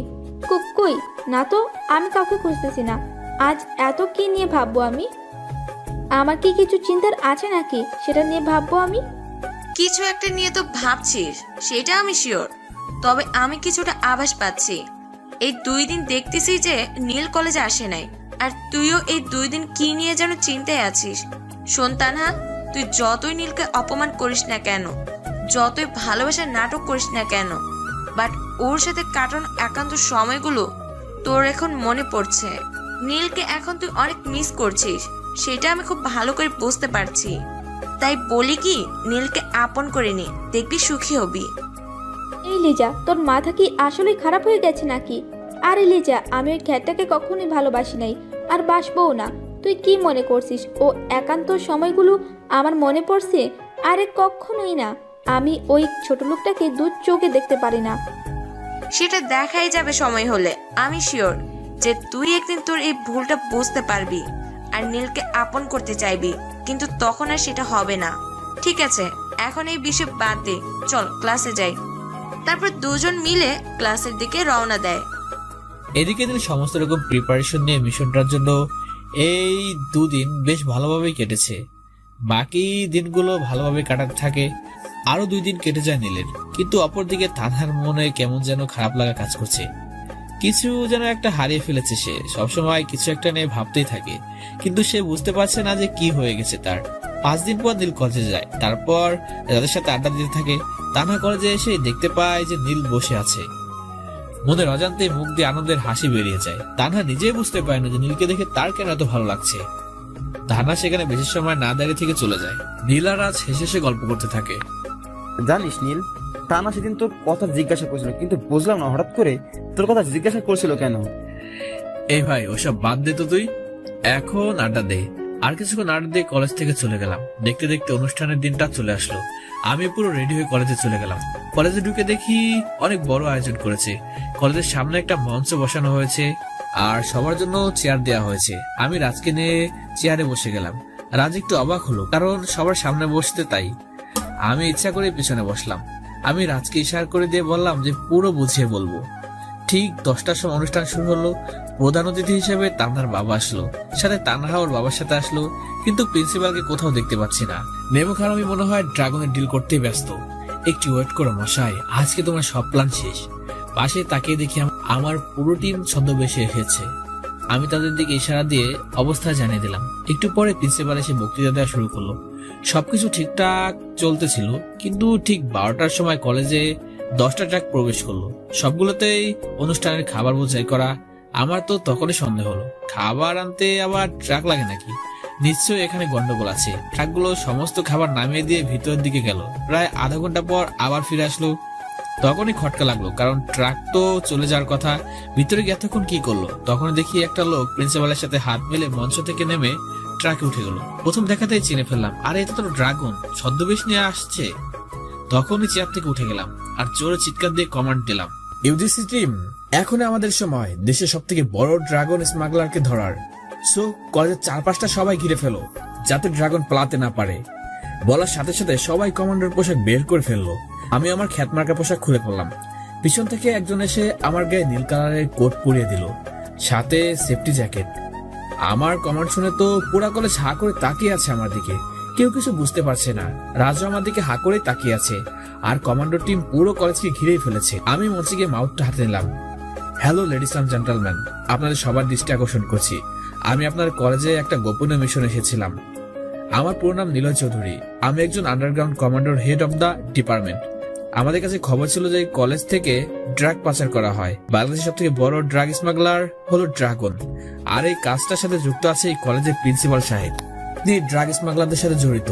একজন শিক্ষক হয়েও দেশবিরোধী কাজ করছেন তিনি, তাই তাকে অ্যারেস্ট করা হলো। আর ওই যে ট্রাকের মধ্যে ড্রাগন বসে আছে। সো আমার মিশনটা আজকে এখানে কমপ্লিট হলো। এটা আমার জীবনের সব থেকে বড় সৌভাগ্য যে দেশবিরোধী কোনো শয়তানকে ধরতে পেরেছি। আমার কথা শুনে সবাই হা করে তাকিয়ে আছে। পুরো কলেজ যেন নিস্তব্ধ হয়ে গেছে। কমান্ডার টিম, অ্যারেস্ট আর প্রিন্সিপাল। নীল অর্ডার দেওয়ার সাথে সাথে কয়েকজন মিলে প্রিন্সিপালকে অ্যারেস্ট করে নেয়। এসব দেখে ড্রাগন পালিয়ে যাওয়ার চেষ্টা করে, কিন্তু নীল দৌড়ে গিয়ে ড্রাগনকে ধরে ফেলে। ড্রাগনকে ধরেই মারতে থাকলাম। কিরে ড্রাগনের বাচ্চা ড্রাগন, তুই পাচার করবি নাকি ড্রাগ? আরে একমাত্র তোদের জন্য আমাদের দেশটা শত্রুর নাগালে চলে যাচ্ছে। তুই তো ড্রাগ না, আমাদের দেশটাকে বিক্রি করে দেওয়ার প্ল্যান করছিলি। কিন্তু আমাদের মতো দেশপ্রেমিক যারা এখনো বেঁচে আছে, তারা থাকতে তোদের মতো কুলাঙ্গাররা কিছুই করতে পারবে না। তারপর আমার টিমের হাতে ড্রাগনকে দিয়ে দিলাম। এতক্ষণ মনে পড়লো কলেজের অনুষ্ঠানের কথা। সবাই তো খুব আগ্রহ নিয়ে বসেছিল অনুষ্ঠানটার জন্য। এখন আমাকে সে আনন্দটা আবার ফিরে নিয়ে আসতে হবে। দৌড়ে গিয়ে মঞ্চে উঠে মাউথটা হাতে দিলাম। প্রিয় অতিথিরা, আমি আসলে দুঃখিত, কারণ আপনাদের অনুষ্ঠান আমার জন্য বিগড়ে গেল। কিন্তু কি করবো বলুন, দেশের এরকম শত্রুকে তো আর ছেড়ে দিতে পারে না। এটাই আমার দায়িত্ব। কথাটা শেষ করতেই পুরো কলেজে হাততালির শব্দে মুখরিত হয়ে গেল। তারপর আস্তে আস্তে অনুষ্ঠানটা শুরু হলো। সবাই তো খুবই খুশি। তানহার বাবা আমাকে ডেকে নিয়ে নিজের কাছে বসালেন। এদিকে তানহা তো নীলের দিকে অবাক দৃষ্টিতে তাকিয়ে আছে। কি থেকে কি হয়ে গেল কিছুই তো মাথায় ঢুকছে না। নীলকে কেন জানি খুব মিস করছে এখন। কয়েকদিন যাবৎ নীল কলেজে আসছিল না, তাই তো তানহার যেন মনে হচ্ছিল কি যেন হারিয়ে ফেলেছে।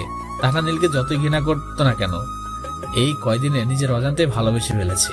অনুষ্ঠান শেষ হওয়ার পর তানহা ওর বাবার কাছে চলে যায়। অনুষ্ঠান শেষ হলে স্টেজ থেকে নেমে আসলাম। রাজ আমার কাছে দৌড়ে চলে আসলো। স্যার, আপনি এখানে একটা মিশনের জন্য এসেছেন, আর আমি আপনার সাথে কিনা এরকম ব্যবহার করেছি?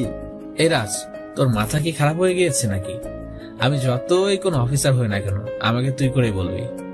হ্যাঁ, এটা ঠিক আছে যে আমি তোর থেকে বড়, কিন্তু সেটা কোনো ম্যাটার করে না। আমরা এখন খুব ভালো বন্ধু হয়ে গেছি। সো আমার নাম ধরে ডাকবি। ওকে ওকে, ঠিক আছে বস। তো বস, আপনি এই সিক্রেট কথাটা আমাকে বলতে পারতেন তো, শুধু শুধু এতদিন ধরে ওয়েট করালি কেন? আমিও তোকে সাহায্য করতে পারতাম। তাই সেই প্রথম থেকেই নিজের পরিচয়টা গোপন করে গেছিস। আরে রাজ, এটা আমাদের কমান্ডোর নিয়ম। আমি হলাম একজন আন্ডারগ্রাউন্ড কমান্ডো। নিজেদের পরিচয় সম্পূর্ণ গোপন করে মিশনে নামতে হয় আমাদের। আর মিশন শেষ না করা পর্যন্ত আড়ালেই থাকি। এখানে এসে তো তুই আমার সাথে প্রথম বন্ধুত্বের হাত বাড়িয়ে দিছিস। জানিস, তখন আমি খুব খুশি হয়েছিলাম, কারণ কোনো খ্যাত মানুষকে কেউ পছন্দ হয় না। আমি পরীক্ষার আগ দিন পর্যন্ত এখানে থাকবো, তারপর চলে যাব। ততদিন তোর সাথে পুরো এলাকাটা ঘুরে বেড়াবো। আচ্ছা, এখন চল, তোকে বাড়িতে পৌঁছে দিয়ে আসি। তারপর নীলার রাজ মিলে বেরিয়ে পড়ে, নিজের বাবার সাথে বাড়িতে চলে যায়। তারপর রুমে গিয়ে বিছানায় বসে পড়ে। কিছুই তো মাথায় ঢুকতেছে না। নীলকে খ্যাত ছোট লোক বলে এত অপমান করলাম, ওকে কি না কি ভাবছিলাম, আর কি বের হলো ওর পরিচয়। তানহা কিছুই বুঝতে পারছে না, তাই বাবার কাছে চলে যায়। গিয়ে দেখে বাবা রুমে বসে আছে। আচ্ছা বাবা, তোমার কাছে আমি একটা কথা জিজ্ঞেস করব। হ্যাঁ মা, কি জানতে চাস বল। বাবা, নীল তো একটা খ্যাত আর ছোট লোক, ওকে তো আমি পছন্দ করতাম না, সবসময় ওকে অপমান করতাম, কিন্তু আজকে তো কিছুই বুঝতে পারলাম না। আর সেদিন ওই ছোট লোকটার জন্য আমাকে থাপ্পড় পর্যন্ত মারলে। এই তানহা, তুই কাকে খ্যাত বলছিস? তুই কি শুনতে পাস নাই যে নীল কি বললো তখন? আর নীল হলো একজন আন্ডারগ্রাউন্ড কমান্ডো। এইখানে এই মিশন এসেছিল। আমার কাছে আগে একটা ফোন এসেছিল যেখানে নীল আসবে, ওর সমস্ত দায়িত্ব যেন আমিই নেই। কিন্তু দুর্ভাগ্যবশত ওকে আমি চিনতাম না। পরে যখন তোর কথা মতো কলেজে ওকে অ্যারেস্ট করতে গেলাম, তখন আমার ফোনে একটা ফোন এসেছিল। আর ফোনের ওপাশে কে ছিল জানিস? আমাদের দেশের প্রধানমন্ত্রীর কমান্ডো প্রধান, যে কিনা এই মিশনটা নিয়ে কাজ করছিল। আমাকে বলল, যদি এমপির দায়িত্বটা হারাতে না চাও তাহলে এই ছেলেটাকে ছেড়ে দাও। আর আমার কাছে নীলের পরিচয় বলে দিল। তখনই আমার অবস্থা খারাপ হয়ে গেছিল, আর তোর উপর খুব রাগ হয়েছিল, তাইও চড় মেরেছিলাম। বাবা, তুমি কি বলছো এসব? বাবার কথা শুনে যেন তানহার পায়ের নিচ থেকে মাটি সরে যায়, কপালে ঘাম জমতে শুরু করে। বাবার এক একটা কথা শুনে বড় বড় ধাক্কা খেতে থাকে। কিন্তু বাবা, আমি যে অনেক বড় ভুল করে ফেলেছি। সেদিন কলেজে নীল কোনো দোষ করছিল না, আমি ওকে বিরক্ত করছিলাম। তারপর তোমাকে মিথ্যা বলে পুলিশ আনি, কিন্তু তুমি যখন ওর জন্য আমাকে চোর মারলে তখন আমার খুব রাগ হয়েছিল। আমি অহংকারে ফেটে পড়ছিলাম আর প্রতিজ্ঞা করেছিলাম যে ওকে শাস্তি দিব।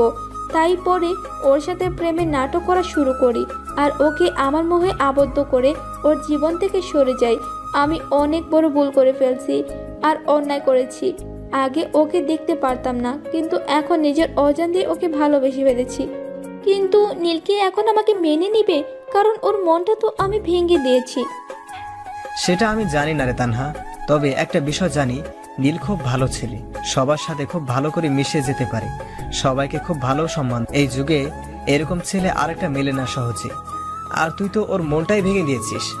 কারো মন ভাঙলে সহজে সেটা জোড়া লাগে না। হ্যাঁ, যদি পারিস তাহলে পায়ে ধরে ক্ষমা চাইবি, এখানে আমার কিছু বলার নাই।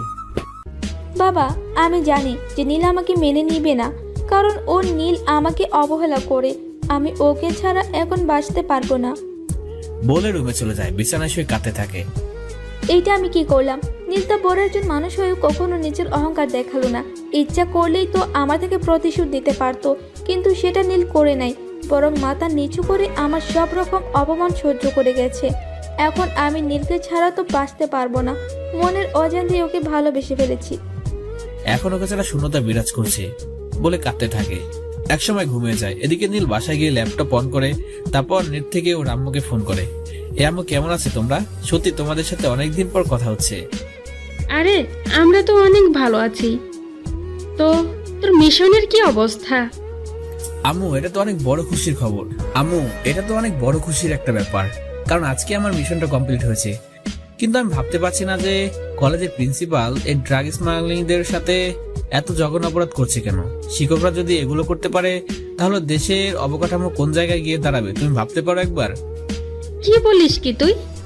একজন কলেজের টিচার হয়ে এই অন্যায় কাজ করেছে, ওকে তো ফাঁসির দড়িতে ঝোলানো উচিত। আর আম্মু, ড্রাগনকে অ্যারেস্ট করে ফেলেছি, যে কিনা সমস্ত নাটের গুরু। সমস্ত ড্রাগ তো ওর হাত দিয়ে পাচার হয়, ওটাকে আমি ধরে ফেলেছি। আর হ্যাঁ, বাসায় আগামী সপ্তাহে চলে আসছি, কোনো টেনশন কর না। এখন ফোনটা রাখি, পরে কথা বলবো। তারপর ফোনটা কেটে দিয়ে ঘুমিয়ে পড়লাম।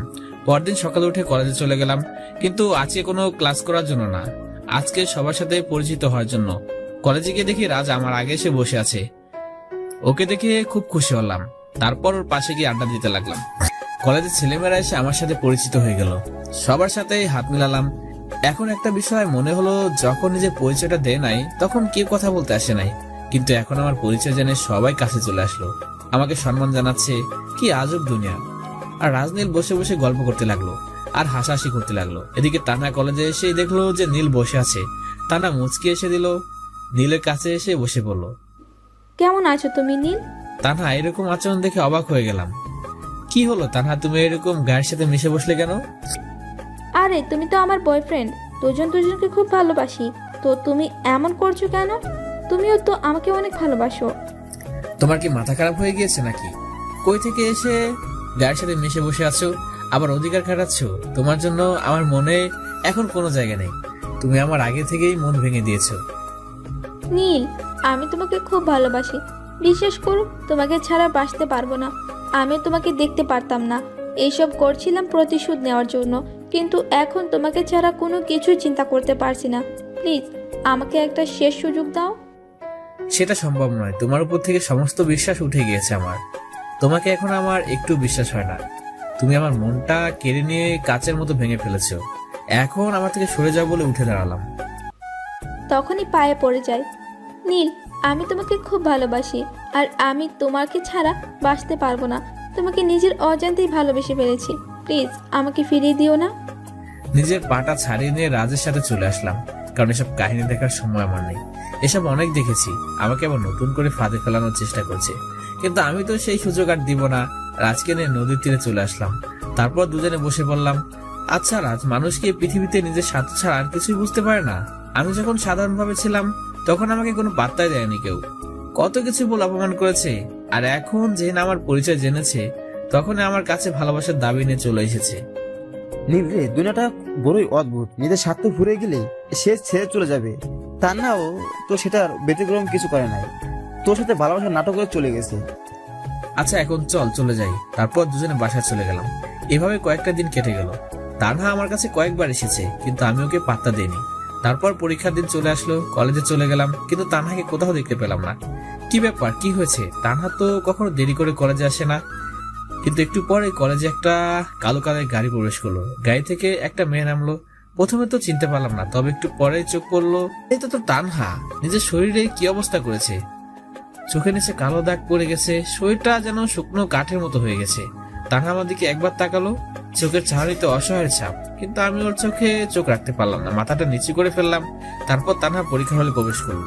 তারপর আজকে পরীক্ষার হলে চলে যেতে বললাম। পরীক্ষাটা হয়ে গেল, রেজাল্টের পর বাড়িতে চলে যাব। সেই কয়দিন এখানে রাজের সাথে থাকবো। শিক্ষকরা আমাকে নিয়ে গেস্ট রুমে বসালেন। তারপর সমস্ত খাবারের আয়োজন করলো। আমি শুধু অবাক হয়ে তাকিয়ে থাকলাম, কারণ আমার মোটেও ক্ষুধা নেই। এইসবকে আমি এখন খেতে পারবো নাকি? আরে স্যার, আপনারা কি করছেন এগুলো? আমি তো এসব কিছুই খেতে পারবো না। পেট একদম ভর্তি হয়ে আছে। আরে আপনি কি বলছেন এগুলো? আমরা তো সামান্য কিছুর আয়োজন করেছি, বেশি কিছু করতে পারি নাই। প্লিজ আপনারা আমাকে নিজের ছেলের মতো ভাববেন। আমি আপনাদের চেয়ে অনেক ছোট। আমি অফিসার হতে পারি, কিন্তু আপনাদের মতো সম্মানিত না।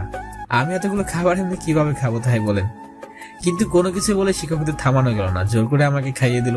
তারপর আমার সাথে বসে গল্প করতে থাকলো। পরীক্ষা শেষ হয়ে গেল, রাজের সাথে ক্যাম্পাসে এসে দাঁড়ালাম। তখনই তান্না পরীক্ষা শেষ করে বাইরে বের হয়ে আসলো। চেহারা অনেক খারাপ হয়ে গিয়েছে। নিজের শরীরের প্রতি মনে হয় যত্ন নেয় না। দেখি হঠাৎ আমার দিকে আসছে, আমার সামনে এসে দাঁড়ালো। নীল, আমি তোমাকে একটা কথা বলতে চাই। প্লিজ না করো না। হ্যাঁ, কি বলবেন তাড়াতাড়ি বলুন। তবে হ্যাঁ, ওই প্রেমের নাটক আর আমার কাছে করতে আসবেন না। আমি মিশনটা শেষ করার আগে আপনার মৃত্যু প্রেমে মোহনাতে ভেসে গেছিলাম, কিন্তু আপনি সেই ভুলটা নিজ থেকেই ভেঙে দিলেন। আমি তো আপনাকে খুব ভালোবেসেছিলাম। আপনাকে ছাড়া কোনো কিছু চিন্তাই করতে পারতাম না। তবে কেন আমাদের সরল মনটা নিয়ে খেলা করলেন আপনি? আর নিজের চেহারা ইহাল করেছেন কেন? যত্ন নেওয়া কি একদম ভুলে গিয়েছেন নাকি? আপনি তো এই কলেজের টপ সুন্দরী, তো হঠাৎ করে আপনার এটা হলো কি করে? দিলে কথা শুনে শুকনো মুখে একটা স্লান হাসি দিয়ে যেখানে কষ্টের ছাপ রয়েছে। আচ্ছা নীল, তুমিই বলো, আমি যার জন্য নিজেকে সাজিয়ে রাখবো, যার জন্য নিজের শরীরের যত্ন নিব, সে যদি আমার কাছে না থাকে তাহলে কার জন্য এসব করব? হ্যাঁ, এটা ঠিক বলেছ যে আমি সব সময় নিজেকে নিয়ে ব্যস্ত থাকতাম, কিন্তু এখন তো তোমার একটু ভালোবাসা পাওয়ার জন্য ব্যস্ত থাকি, তাই আর নিজের শরীরের যত্ন নেওয়া হয় না। কিন্তু আমার ভালোবাসার মানুষটার সামনে দাঁড়িয়ে আছে, আপন হতে পারছি না। নিজে ঠিকই বলছিল, যেদিন ভালোবাসার মানুষটার মর্ম বুঝবো সেদিন তখন সে হারিয়ে গেলেও আর ধরে রাখতে পারবো না। আর এখন তোমার সাথে ঠিক এইটাই হয়েছে। আমি তো এখন নিজেকে ফিল করতে পারি না। মনে হয় দুনিয়া থেকে অল্প দিনেই হারিয়ে যাব। আর এখন শেষ একটা কথাই বলে যাচ্ছি, আমি তোমাকে খুব ভালোবাসি, আর তুমিও আমাকে ভালোবাসো, কিন্তু আমি তোমার মনে আঘাত করেছি তাই মেনে নিচ্ছ না। যেদিন আমি হারিয়ে যাব সেদিন নিশ্চয়ই তুমি আমার জন্য কাঁদবে। এটাই আমার শেষ কথা। আশা করি তোমাকে আর ডিস্টার্ব করব না। ভালো থেকে বলে একটা হাসি দিয়ে চলে গেল। তানহার কথা শুনে এক পা নাড়াতে পারলাম না, কারণ ওর শেষের কয়েকটা কথা কানের মধ্যে বাজতে লাগলো। সত্যি আমি তো তানহাকে এখনো অনেক ভালোবাসি, কিন্তু কিছু একটা আমাকে ওর থেকে দূরে সরিয়ে রেখেছে। মনে হয় আমার মনটা এখন ওর উপর রাগ করে আছে। তবে সত্যি বলতে তানহা অনেক চেঞ্জ হয়ে গিয়েছে। যাক, সেটা পরে দেখা যাবে, এখন বাসায় গিয়ে বিশ্রাম করা যাক। রাতকে বাসায় পাঠিয়ে দিয়ে নিজে বাসায় চলে গেলাম। এভাবে কয়েকটা দিন কেটে গেল। পরীক্ষা শেষ হয়ে গিয়েছে, এরই মধ্যে কলেজে নতুন প্রিন্সিপাল নিয়োগ হয়েছে। আর অল্প কয়েকদিনের মধ্যে রেজাল্ট বের হবে। ওকে বিশেষ অতিথি হিসেবে ইনভাইট করা হয়েছে। পরিবার সাথেও অনেকদিন হলো দেখা হয় না, তাই ওদেরকেও বলছি এখানে চলে আসতে। সব মিলে মনটা অনেক ভালো লাগছে। বিকালবেলা রাজকে ফোন দিয়ে একটা পার্কে আসতে বললাম। তারপর নিজে তৈরি হয়ে চলে গেলাম পার্কে। গিয়ে দেখি রাজও বসে আছে। রাজকে দেখে তো নিজেই ফিদা হয়ে গেলাম। আজকে ওকে সুন্দর লাগছে। কে রাজ, আজকে তো তোকে হিরোর মতো লাগছে। এই হয়েছে, আর পাম দিতে হবে না। তুই কি কম সুন্দর নাকি? চল এখন কি এক জায়গায় বসি। আচ্ছা, আমার কিন্তু তান্নাকে দেখে অনেক খারাপ লাগছে। তান্না কিন্তু সত্যি অনেক পরিবর্তন হয়ে গেছে, সত্যি তোকে ভালোবাসি ফেলেছে। আর ওর শরীরের অবস্থা দেখেছিস? তানহাকে এখন আমি অনেক ভালোবাসি, তবে কি জন্য যেন ওকে আপন করে নিতে পারছি না আমি।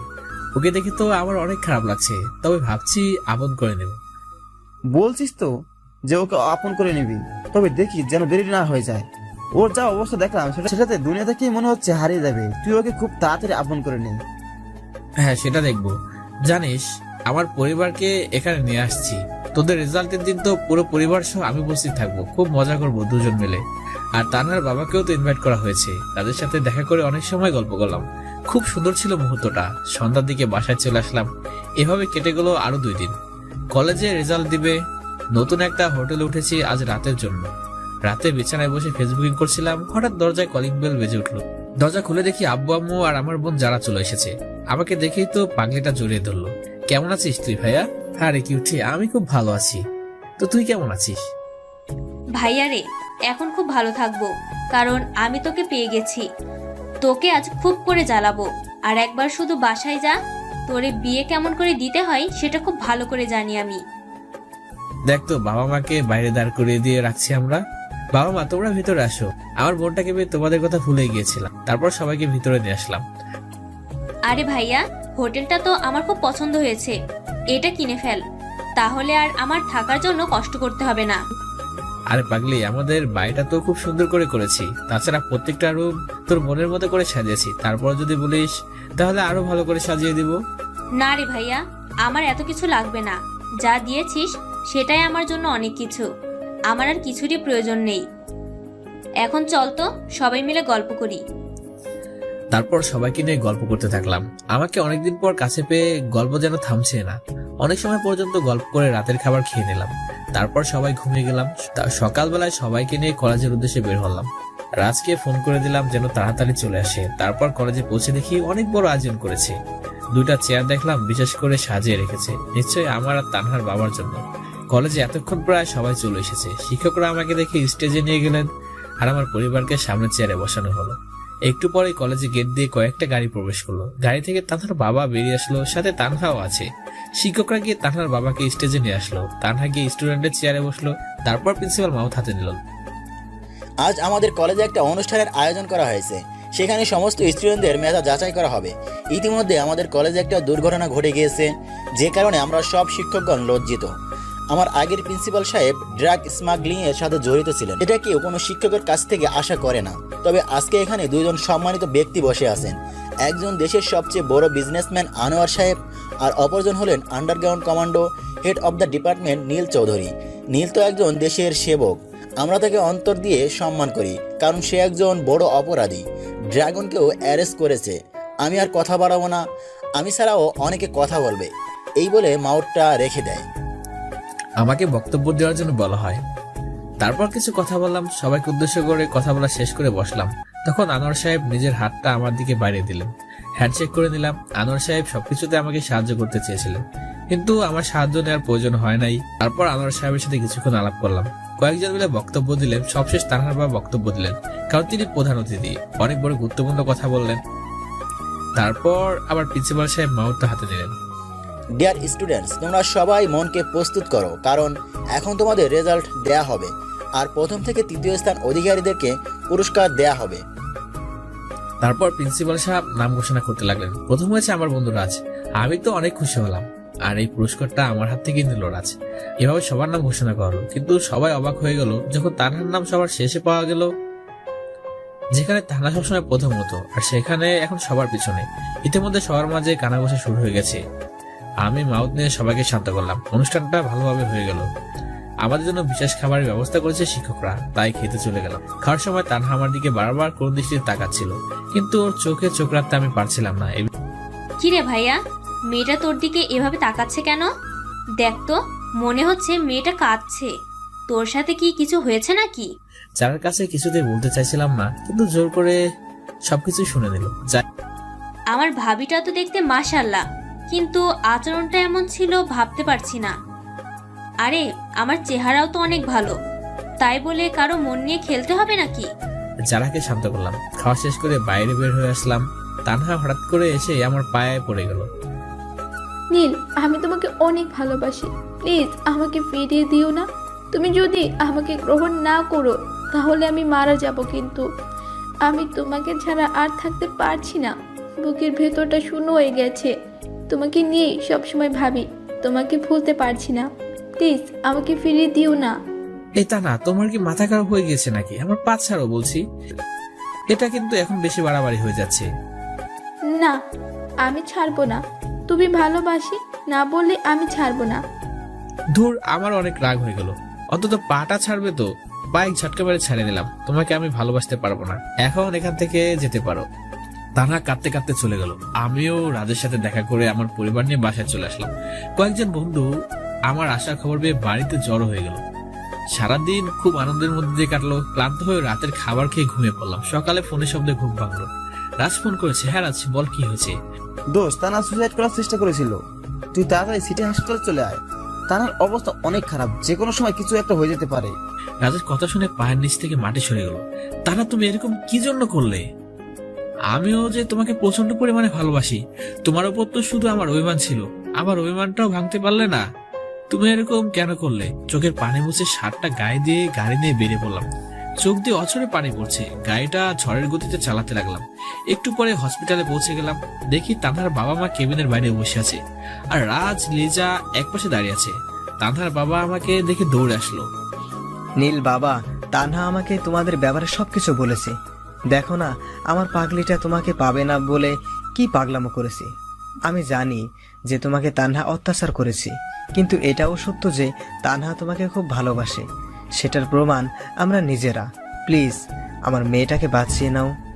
বলে কাঁদতে লাগলো। আমি বললাম, আঙ্কেল আপনি কোনো চিন্তা করবেন না, আমি সবকিছু দেখছি। একটু পর অপারেশন রুমে ডক্টর বের হলেন। দৌড়ে গেলাম। ডক্টর, রোগীর কি অবস্থা? আপনাদের চিন্তার কোনো কারণ নেই, রোগী বিপদসীমার বাইরে আছে। যদি সময় মতো না নিয়ে আসতো তাহলে কিছু একটা হয়ে যেত। যাই হোক, এখন আপনারা দেখা করতে পারেন রোগীর সাথে। আমি বাদে সবাই কেবিনে চলে গেল। একটু পর আঙ্কেলরা বেরিয়ে আসলেন। নীল বাবা, তানহা তোমাকে ভিতরে ডাকছি।